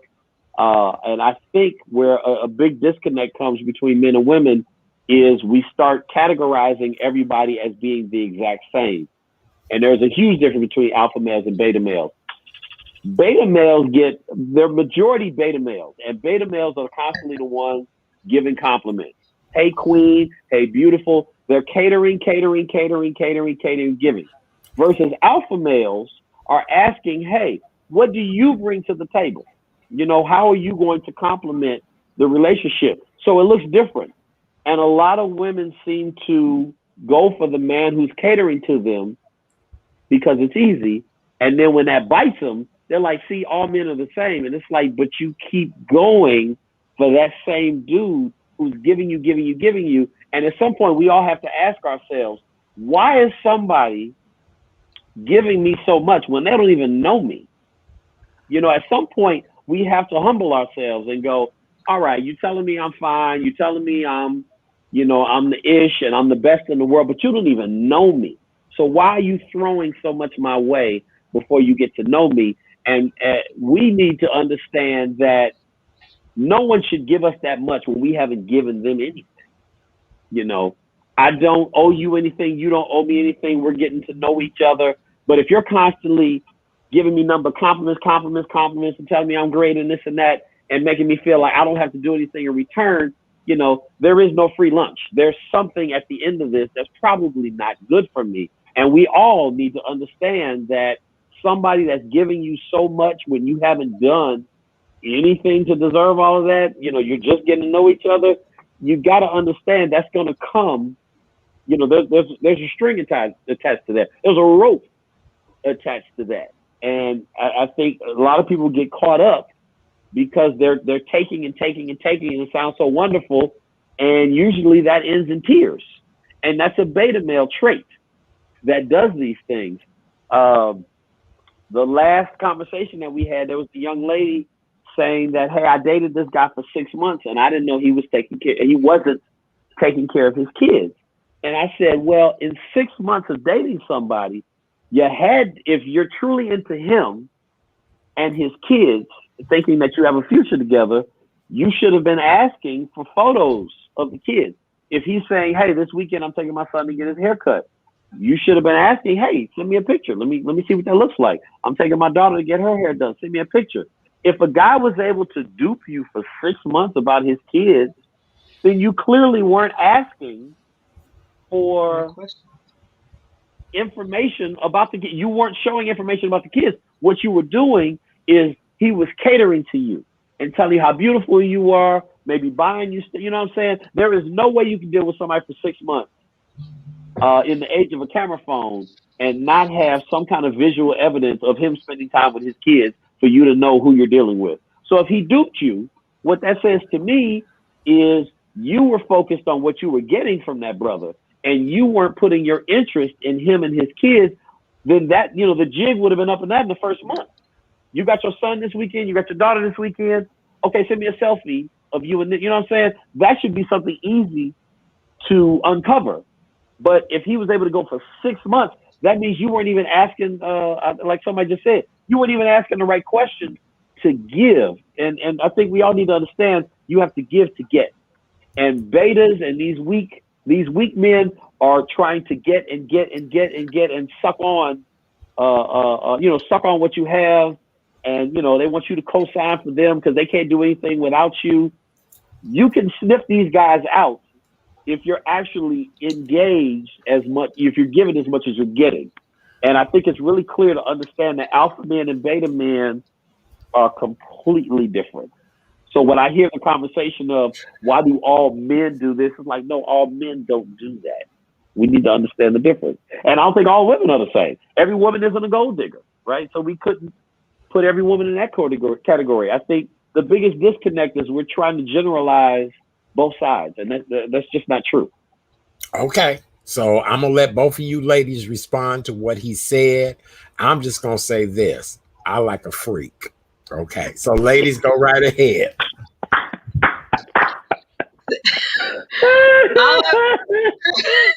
I don't even know how to respond to that, but Chris, now I know the difference because I married a beta male. Now I know what that was. I had no idea there was a difference between I mean, you heard the term alpha male, but I didn't know its sister component beta male. And I can tell I married a beta male and didn't know it.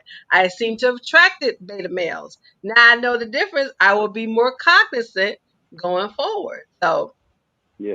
thank you for And the you know, and education. there's nothing wrong with the beta male. I don't want to say that they're all No, bad. no, it's not. If that's what, if you don't want that, there is something wrong with it. You have to Exactly. know a And a lot of woman or women, a the man has to modern know women, want. yeah, there's a lot of modern women, and they're strong and they're fierce and they're trying to dominate it. You find a man that you can dominate over, and a lot of women don't understand you're not dominating over an alpha, right? If that alpha is the top, you're not going to dominate over him. So if you find a man that you can dominate over, he's not an alpha. Obama wasn't an alpha. We see how strong Michelle is. Black Panther wasn't an alpha. You know what I'm saying? So you can have a strong beta, but you really got to know who you're getting. And I know a lot of women that marry men that they can kind of dominate over. And then when they get them, they're like, okay, when certain situations come up, it's like, okay, now I want you to be an alpha. You don't turn it on and off. You are what you are. And a lot of sisters need to understand if you find a man that you can dominate over, he's a beta. And if you really want an alpha, you're not going to dominate over him. So to say I want an alpha male, you're looking for the king of the jungle. So you're not going to dominate over him. But see, that's where the trust comes in. And a lot of issues, and I've discovered this in my own life, if you get a woman who's used to dating beta males, she's used to that behavior. And she has developed a response to that type of behavior. So when she gets with me, she has no idea what to do with me. I'm not saying I'm exceptional. I'm just saying I'm different. And alpha energy is different than beta. A beta is leaning on you, is catering to you, and alpha is expecting from you and leading you. You know what I'm saying? So it's a different experience. So you really have to know what you're looking for and what comes with that characteristic. Because I know some real strong sisters that are like, I don't know how to follow. That you're no good for an alpha. But they hate beta males because they want someone to lead them. So it's like, okay, you're not going to lead the king of the jungle. You're going to follow the king of the jungle. But I know a lot of women don't want to put themselves in that position because they follow the beta male who led them off the cliff. And it's like, okay, you have to understand you're not following a beta male, you're following an alpha male, and it's going to look different. It's going to be scary because it's new, but you really got to understand the difference between the two, right? You know, you look at Captain America, right? Alpha male. Thor, alpha male. T'Challa was a beta, but he was stronger than the both of them because he had the entire Wakanda behind him, right? So a beta male can be stronger because he has more help, where alpha male is more of an independent person. So, you know what I'm saying? It's these nuances that are very important. But a lot of the complaints that I hear from women about what men do, they're describing beta males. And the last thing I'll say is alpha males are probably the top 10%, 5 or 10%. So that means the majority of men that you run into are going to be betas. So if you want an alpha, you're really looking for the top tier. There's not going to be a lot of them, you know. So there's a lot of betas who present like an alpha, but to Kay's point, if you ask the right questions, you'll quickly unravel who they really are. Kim, where you at with all of this? You ain't I said don't, nothing I about mean, it. I don't know. I mean, I understand about the alpha and the beta male, and I get it. But I think that the breakdown of relationships is much deeper than that. I think that You know, is that's so just scratching much. the surface. That's just Yeah, one I piece. think that is so much. I think that there's so much deeper than that. There are, and you know, perusing the internet, a lot of women out here who are hurt, who are lonely, and don't see any prospects of it getting better. And I don't know if that has anything to do with alpha or beta males. I've been hurt by both and done wrong by both. And so after a while, you don't just say all men are such and such. You got receipts to back that up. Mm-hmm. So I understand but you what have you're to saying. understand the reason. Yeah, can all men hurt? Yeah, every human being can break your heart. I'm not saying that alpha male, if you find an alpha, you know, it's all, you know, champagne and roses. No, not by any stretch.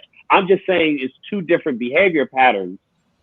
And I think we all have to understand, going back to our previous conversation, we all have to understand what we bring to the table. Because sometimes our expectations are inflated or deflated. And we don't have a clear understanding of what we're bringing to the table.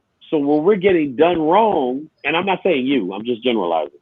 When we're getting done wrong, we think we're one person when we're really somebody else. Because everybody needs to go to therapy to understand who they bring to the table. I think that, first of all, people really need to have a better understanding. And I kid on this before about how to treat people. Whether you're alpha, beta, gamma, sigma, rho, whatever. People have to treat people right. Yes. You know, I was in another group and somebody said, do men understand when they're hurting women? Does it compute in their mind what they're doing? And vice versa. Yeah. So what my mindset is now is, are you a kind person? Right. Are you going to be kind to me? You can be, like I said, you can be alpha, zeta, whatever. Right. Are you going to treat me well? Yes. And the other Do you have thing my is best this, interest at heart? right? And the other thing is this. What I think is the breakdown, and people may come at me at this. I think there are a lot of sexually confused men at this time. I think that there are more men who my are email address confused, is okay. who are sexually confused. And what I mean by sexually confused is I have no problem with the LGBTI community. Please understand that. Right. But I think that there are some men, and I could name about 5 famous ones who you all know, who have been molested, never mind. who were molested as children, and it confused them, and it's no fault of their own. Right. It's no fault of their own. And now that they're at a certain age, they're expected to get into relationships, and they can't because they have this sexual confusion about them. Yeah. I really believe that is true. So so where I'm coming from this at this particular time is that you can, like I said, that's a great concept. What I'm trying to get to the bottom line, are you going to treat me well? And are you comfortable with who you are sexually? The rest we can deal with. The rest we can deal with. But those 2 things I think are the breakdown of the relationships right now. Kim, you know what? I couldn't agree with you more. And what you just said is really important. I know right now 3 heterosexual men. Now, trust and believe, I don't want these men in any particular way, but they have had such horrible relationships with women that I said to them offhandedly, like, dude, you might need a dude in your life. You might, and it's not me now, because I'm not interested in you. You get what I'm saying? Right. But you might need something different in your life to bring you the happiness that you're looking for. And I know a lot of women who started out heterosexual, got married, and now they're with women. They live great lives. They doing what they need to do, all of that. I'm with you 100% on what you said, and I'm actually glad you said that. And again, these 3 dudes I'm talking about, this ain't got nothing to do with me because I'm not interested in your cheap ass. The thing is that you might fare better with a guy because all of your relationships with women have been nothing but disastrous. You know what I'm saying? And let me say this. I was having a conversation. Hopefully, he'll be on the show in a few weeks. He was talking about when you walk around, it's all of these eligible men, all these eligible men. I said, okay, that's fine. Let's look at this. And I named a couple of men who I know personally are bisexual, who he knows. He was like, what? I said, yes, I know this. I said, check this out. One of those men that you see walking down the street is Andrew Gilliam. Now, I like Andrew Gilliam. I like him. I think he's a wonderful man, but he's bisexual. So the sister got to deal with that. Is that an eligible man? Maybe for some people, not for me. So all these people going around saying all these eligible men, not necessarily. Right. Not necessarily. No, well, you know what? It's not eligible. Well, and and here's let's just go over the numbers. 50% of Americans make less than $30,000 a year. 40% of Americans make over 60. 20% of Americans make over 80. 10% of Americans make over 100. Now, again, I'm speaking as a man, right? Considered to be a provider and this and that. So when you get to six figures and you're expected to do this and that, for black men to make over six figures, it's like 3%. A hetero black single male that makes over six figures is 3%. The problem that we run into is we meet a woman and she's like, well, jump through all these hoops. And it's like, no, scarcity adds value. If you're looking for the top 10% of all Americans and the top 3% of all black men, I'm not jumping through hoops. I'm 3%. I'm because you don't have to. Because the buffet is full. Exactly. And it's and what really decreased women's value was the sexual liberation. Because you figure 50, 60 years ago, the only way a man could have sex is either with his wife or with a prostitute. Because women were getting married, right? It wasn't the swipe left, swipe right, Netflix and chill, blah, blah, blah. So, for somebody like me, as I meet you, it's like, okay, I'm the top 2 or 3%. I'm not jumping through hoops for you. I'm not calling you queen. I'm not, I'm saying? I'm not catering to you. I don't expect you to cater to me. But Chris, let's recognize where we are, because I get a lot of women that's like, well, men like you are rare. Okay, so I don't want you to kiss my ass, but don't make me fight you and chase you. If you're saying that the me that you're looking for is rare, hey, everything rare is valuable. So just appreciate, I'm not gonna make you fight, don't make me fight. And that's what turns a lot of us off, because when we meet a woman that complains about all the guys that they dated that are bisexual and full of shit and can't keep a job and all that, then you meet somebody who actually checks all the boxes and you want him to dance for you. No, that's not happening. I would love to know your definition of dance. I would love to know your definition of dance. Okay, so real quick. Go ahead, Bart. One of our faithful watchers, Mr. Jacquez Carr. Hey, brother, how you doing? Good to see you tonight. He just said, listen, there are aggressive predators whose sole intentions are to emotionally damage someone. They run in packs and find it amusing to hurt people's feelings. I agree with him 100% on that. What do you all think? He also said there are groups of, what's his next comment? He said groups of packs habitual who found in different places. Yeah, they are. Yes.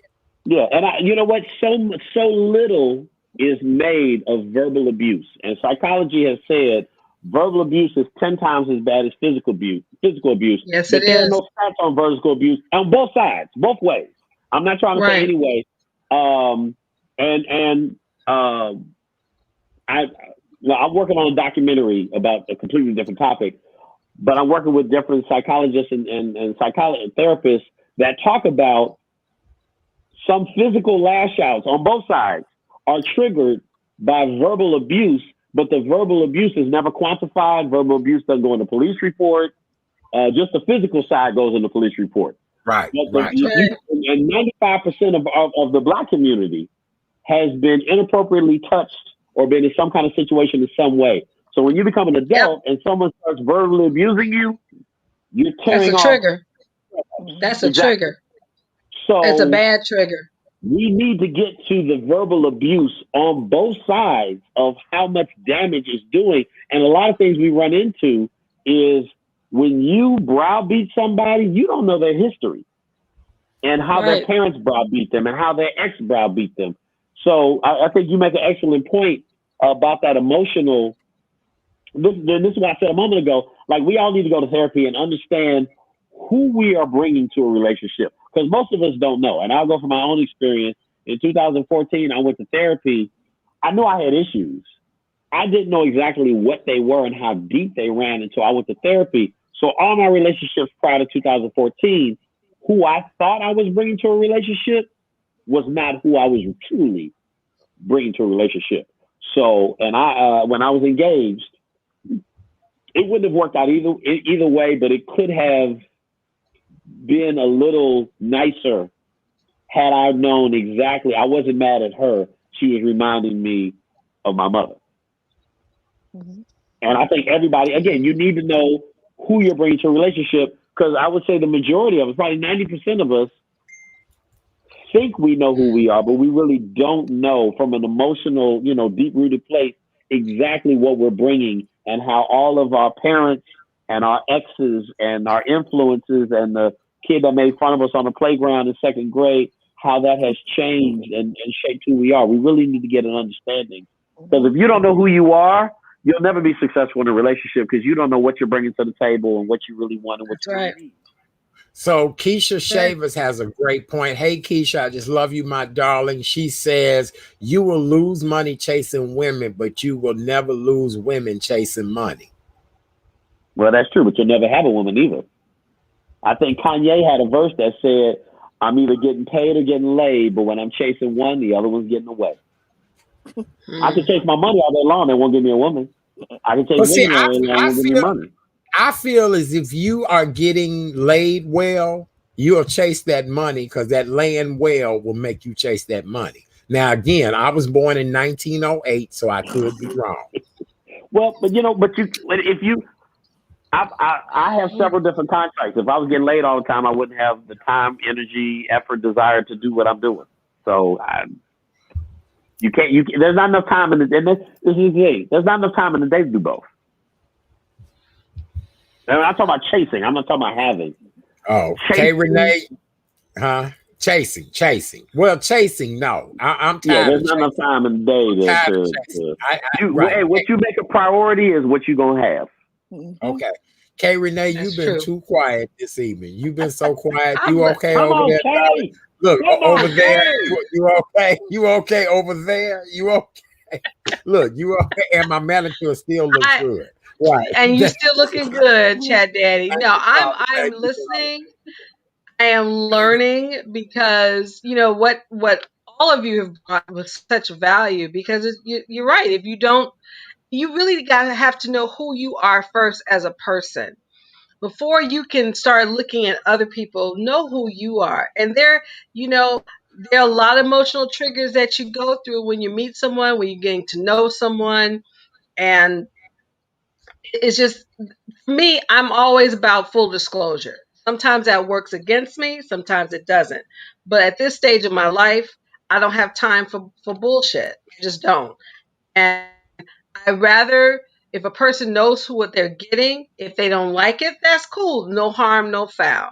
But I'm very clear on what I want, and there's just expectations that I look for. And if they're not there, I'm like, okay, then maybe it's time. I always look at that as me saying, you need to check yourself before you move on to the next someone else. So I'm in full agreement of what all of you said. Just being, that auditing skill and listening. That's all. Okay, all right. Debbie Green has a great question, you guys. She said, should we date someone that's never been to therapy? And in this day and age, that's very interesting. Now, we were all born and raised in a time where we never really talked about therapy. Therapy has become really trendy to me in the last, 15, 20 years. What do you think about that? Should we date someone who's never been to therapy? Absolutely. Here's the question. Would they be willing to go to therapy if they need it? Now, if they're not willing to go to therapy, then that's a problem. Yeah, but that's if a red they're flag. If that's a huge red flag. If they've never been to therapy just because they just never go, that's one thing. But if you see a trigger that during your conversation with that individual, and you kindly and gently say, have you thought about objectively talking to someone, and I can share this experience. I've shared this with both you and Kim, with my ex-husband. He needed therapy. And I told him, you need to go to therapy. And he was like, oh no, Karen, we're actually connected. You can help me. I said, oh boo, I can't do this. And it was the detriment of my marriage because he wouldn't go to therapy.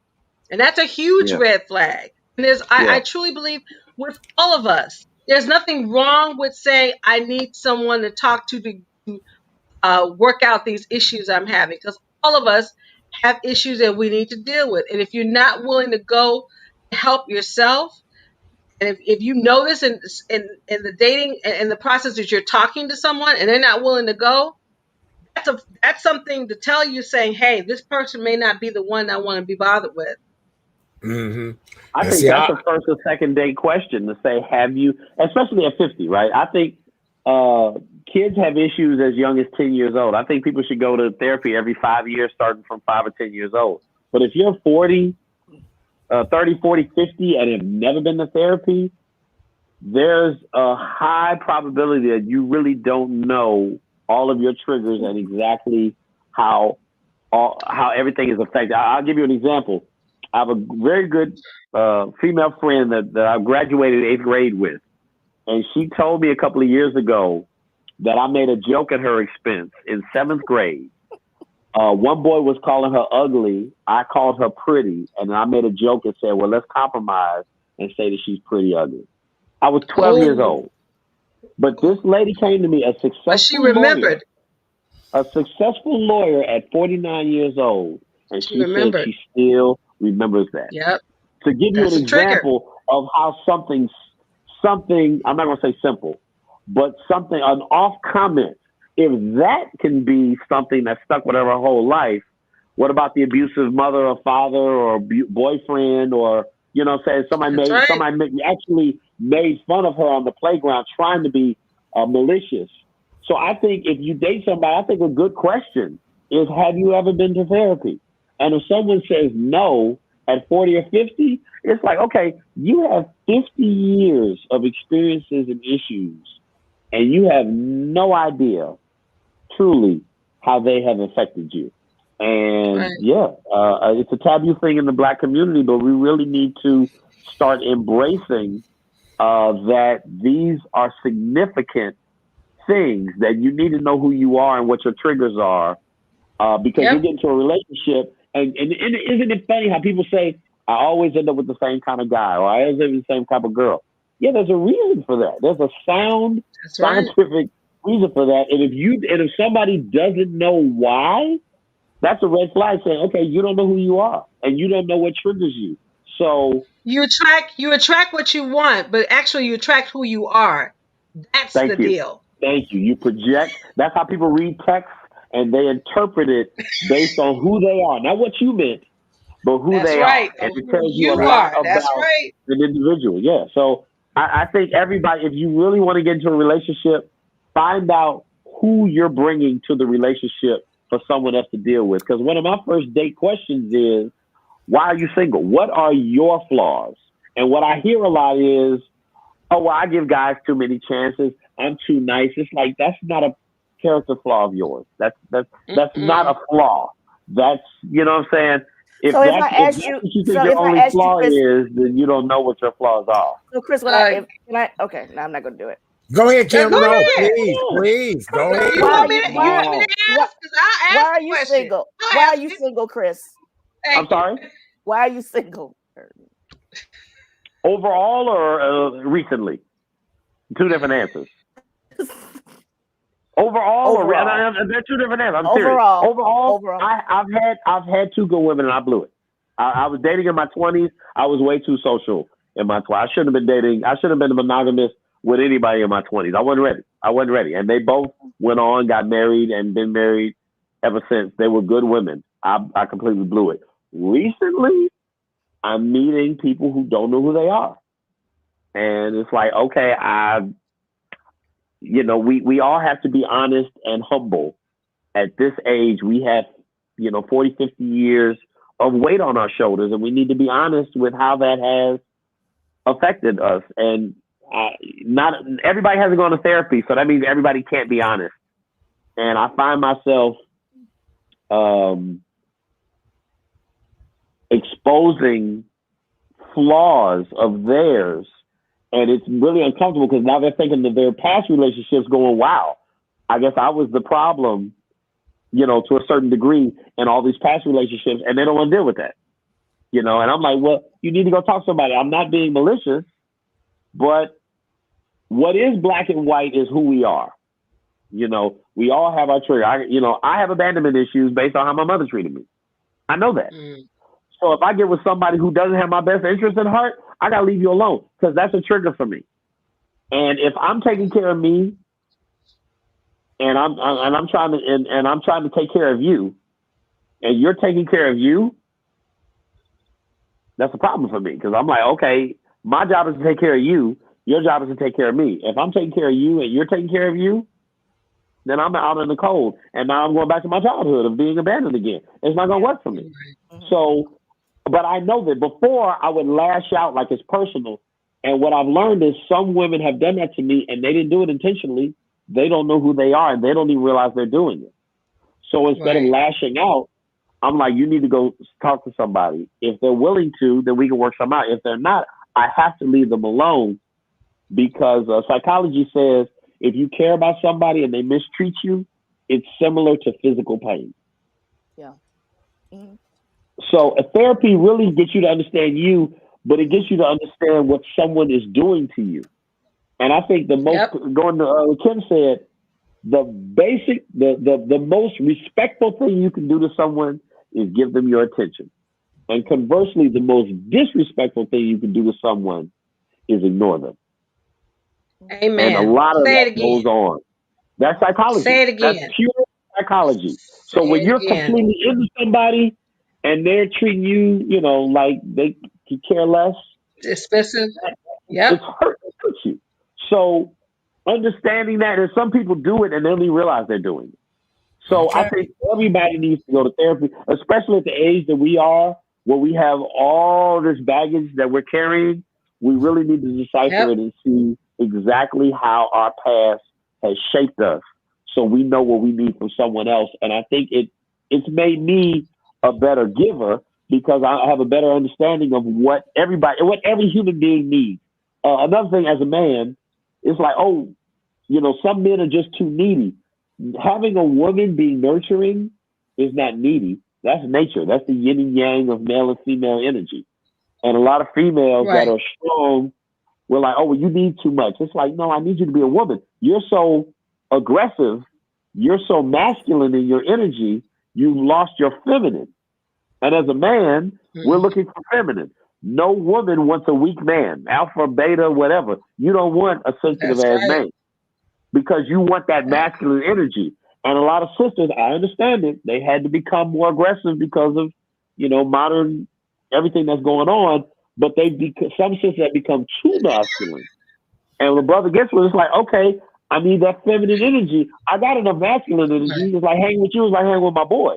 That's not doing it for me. I need that sensitive feminine side that you've kind of turned off because you had to become something because you've been by yourself. But you're not by yourself anymore. You're with me. So you need to get back in touch with that feminine side. And I know some sisters have a problem doing it. And that keeps a lot of sisters single because the men are like, you're too hard. I can't do nothing with you. I need more feminine energy from you.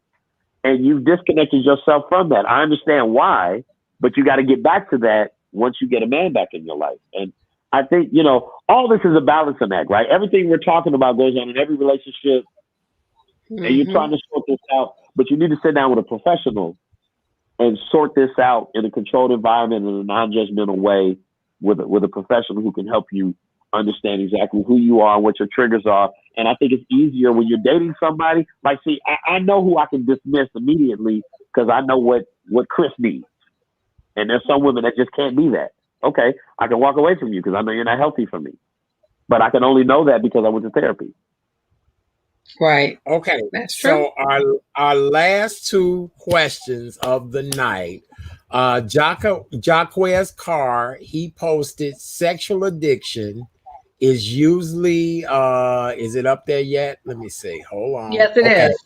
Sexual addiction is usually results in a person being damaged or embarrassed. What do you all think about that comment? And then we have one other comment before we leave out tonight. I really don't have. Hmm. I don't really.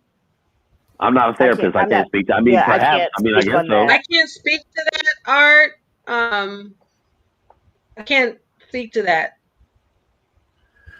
Right. Yeah, Me and neither. that might be different for every person, you know. Right, Yeah. because everybody's sexual Right. addiction ain't damaged or embarrassed.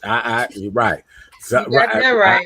Right. Okay. Yeah. Thank you, Kay Renee. You Thank got you. that right. Because I didn't know how to quite formulate that. Let me sip some wine. I didn't know how to. No. Now, if a person, now here's the thing, and maybe he wanted to ask this. Now, if a person was molested, then Right. that's a different. Now you talk about a Right. different story. But Yes. sexual addiction, no, because we, again, as Chris said, we're grown. We're grown women and men. We Because I'm know. trying to figure out what is sexual addiction. Like, you know, when they said Eric Benet was a sex addict, I'm trying to figure out what is a sexual addiction. He wanted sex all the time, probably with different women, not with the woman that he needed to be with, and just wanted every chance he got. Well, you know what? Well, I guess by that definition, in my 20s, I had a sexual addiction, but everybody, you know, going through puberty, you know, every 15-year-old you can say has a sexual addiction. You know what I'm saying? I don't know what the technical definition of sexual addiction is, and Eric Benet is probably. I remember Halle Berry. It's funny you bring that up because I'll never forget Halle Berry did an interview where she was like, "Wow, I didn't know men wanted sex all the time," and it was ironic hearing Halle say that when her fame was based on her being, you know, sexually a sexual icon. Symbol. That's right. It's like, man, yep. I'm married to the woman that every man wants to have sex with, yet she doesn't see sex as, you know, a priority. That would trip me out too. Like, well, because guess what? But Chris, they probably didn't have a conversation about who she really was, because we may not know the backstory of Halle. Yes. That's why it's best to ask those right questions. Yeah. Because I don't believe they had that conversation.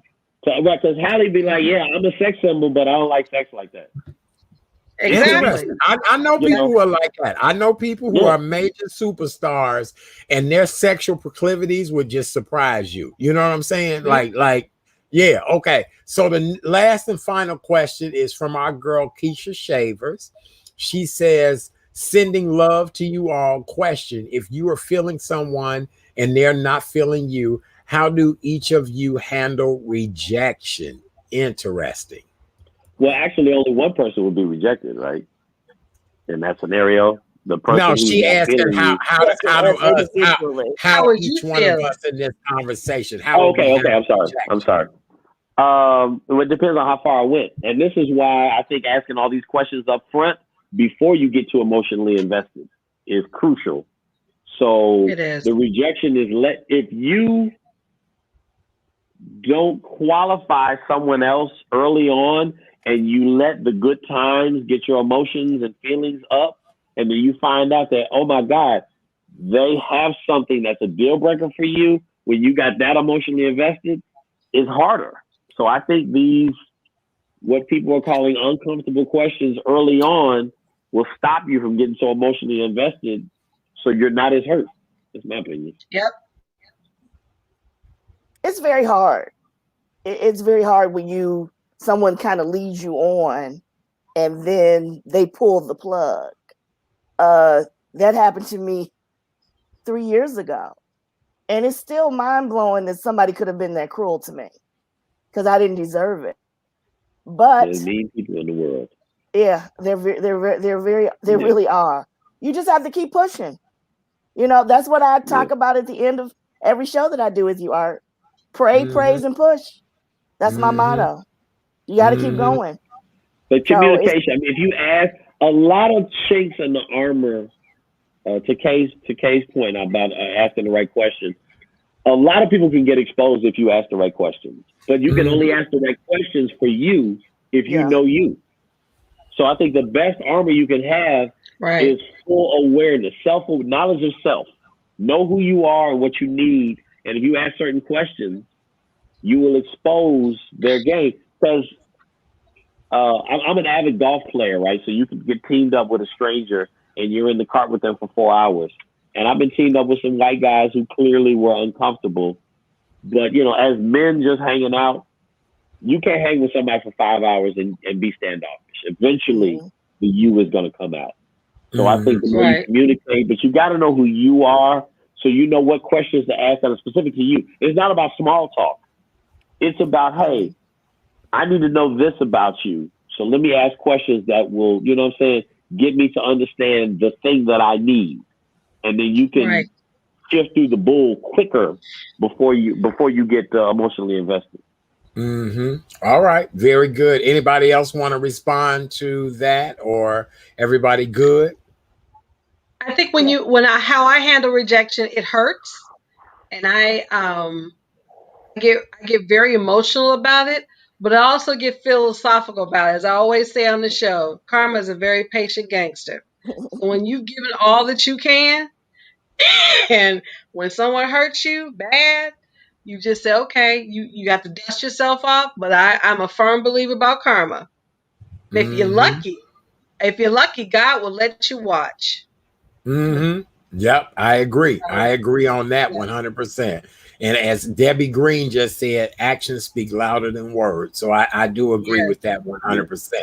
All right. Well, we have had an amazing show this evening.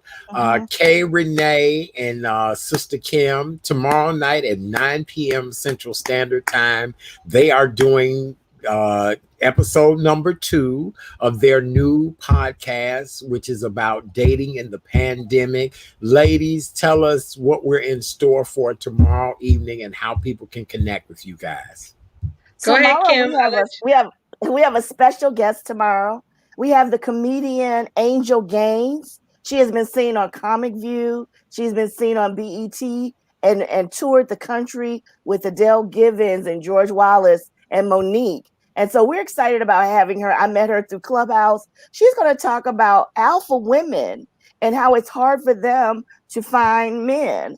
Women in the comedy game are finding it hard to find men to date because sometimes men do not feel as if they're competitive. So we're going to talk about women who feel competitive with men, and does that make the dating process harder? So you can find us at 9 o'clock tomorrow on Facebook Live.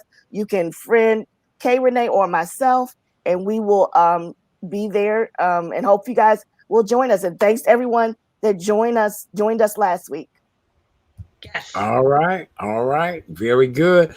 Chris, your closing thoughts tonight, and then I'm gonna let the ladies close out. Go right ahead.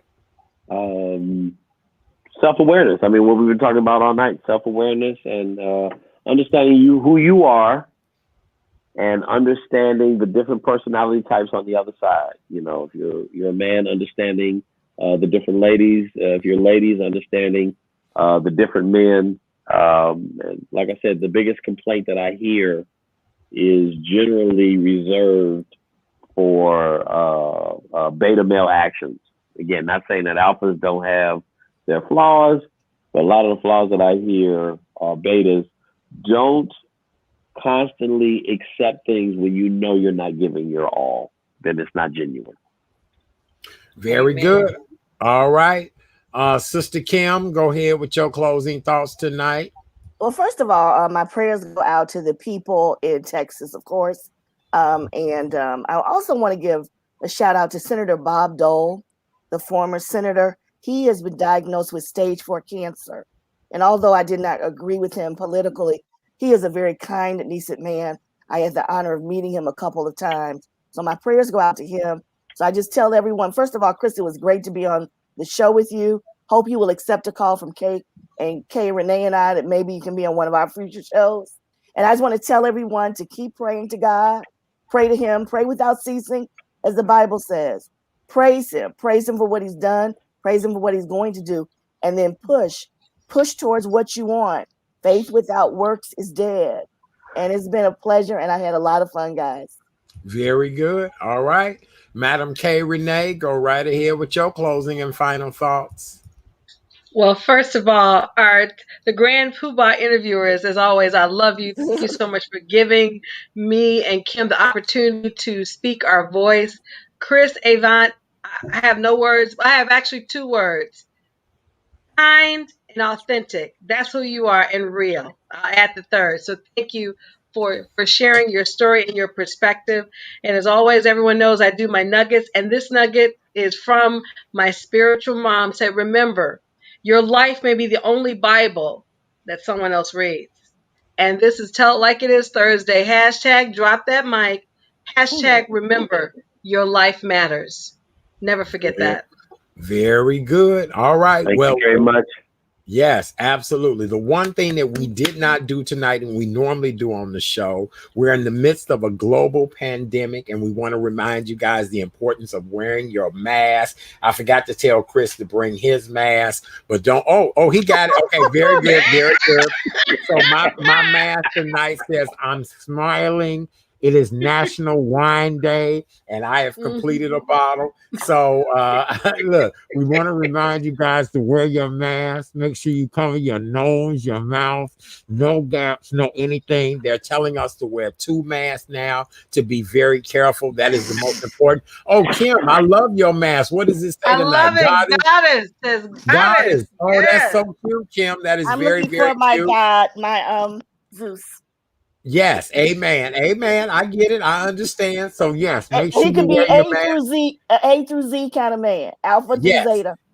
Right. I agree, girl. Look, he can be whatever, long as he breathing. Right. Amen. We want to remind you guys to wash your hands. Soap and water is the best thing you can do. If you do not have soap and water, hand sanitizer is the next thing you can do. We are sexy sanitizers, so we show you how we squirt sanitizer in our hands. We have an OnlyFans page if you guys want to really see some action. And this is how we do it. Come on, girls, let's do it. Oh, look. Chris, ain't that exciting? Look. Man, Right, look. I'm watching. Did you just stick your tongue out right? Hey man, hey, it's something you said. I'm watching 2 ladies squirt. I just had a different visual. I'm sorry. I'm just, I'm sorry. I'm in my own mood. Right. I told you. Let me dim the lights. Let me dim the lights here. Right. It's something so sexy about Let me this. dim the Look, lights. right. Look, right. Uh, Yeah, that's why I got that black manicure for the confused. Right. Yes. Amen. Right. Wash the hands, boo. Wash the hands, baby. Wash the Hey, hands. I'm gonna send you my link. Tomorrow is Friday Night Funk. I'm gonna be right back here.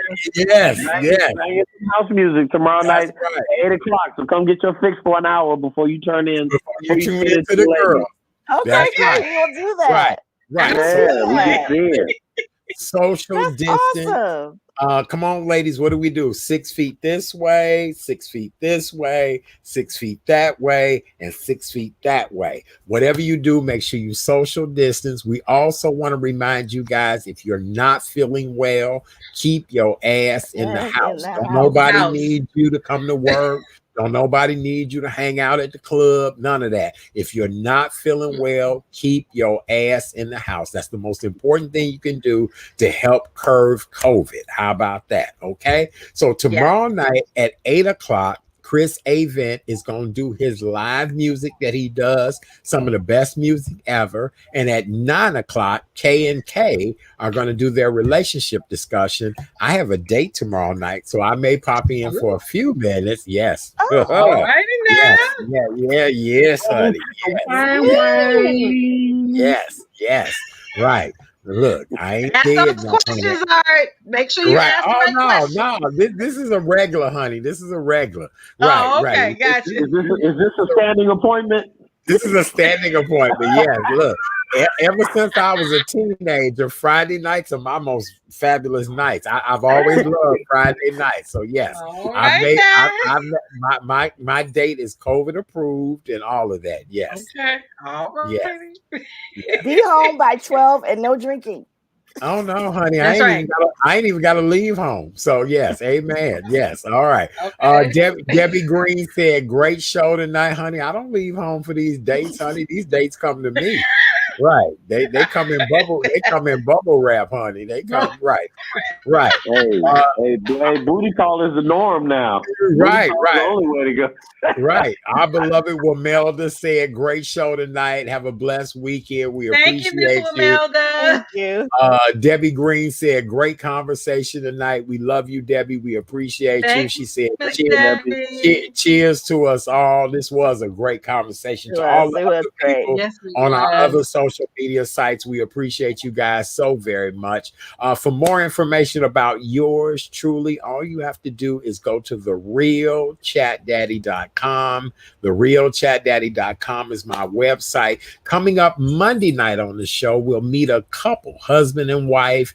They're in the medical and fitness business, and they're going to talk to us about a recent story that was in the Sun Times, that if you are obese, that being obese and COVID is like pouring gasoline on a fire. So what they're going to do is talk to us about living a healthy lifestyle from this point on to be able to cut our risk of catching COVID and any other diseases. And so that's what they're trying to do, is preventive medicine now. So we look forward to talking to this couple on Monday night. And we have some other guests going to join us on Monday night as well, too. Let's get some more feedback from our audience before we leave.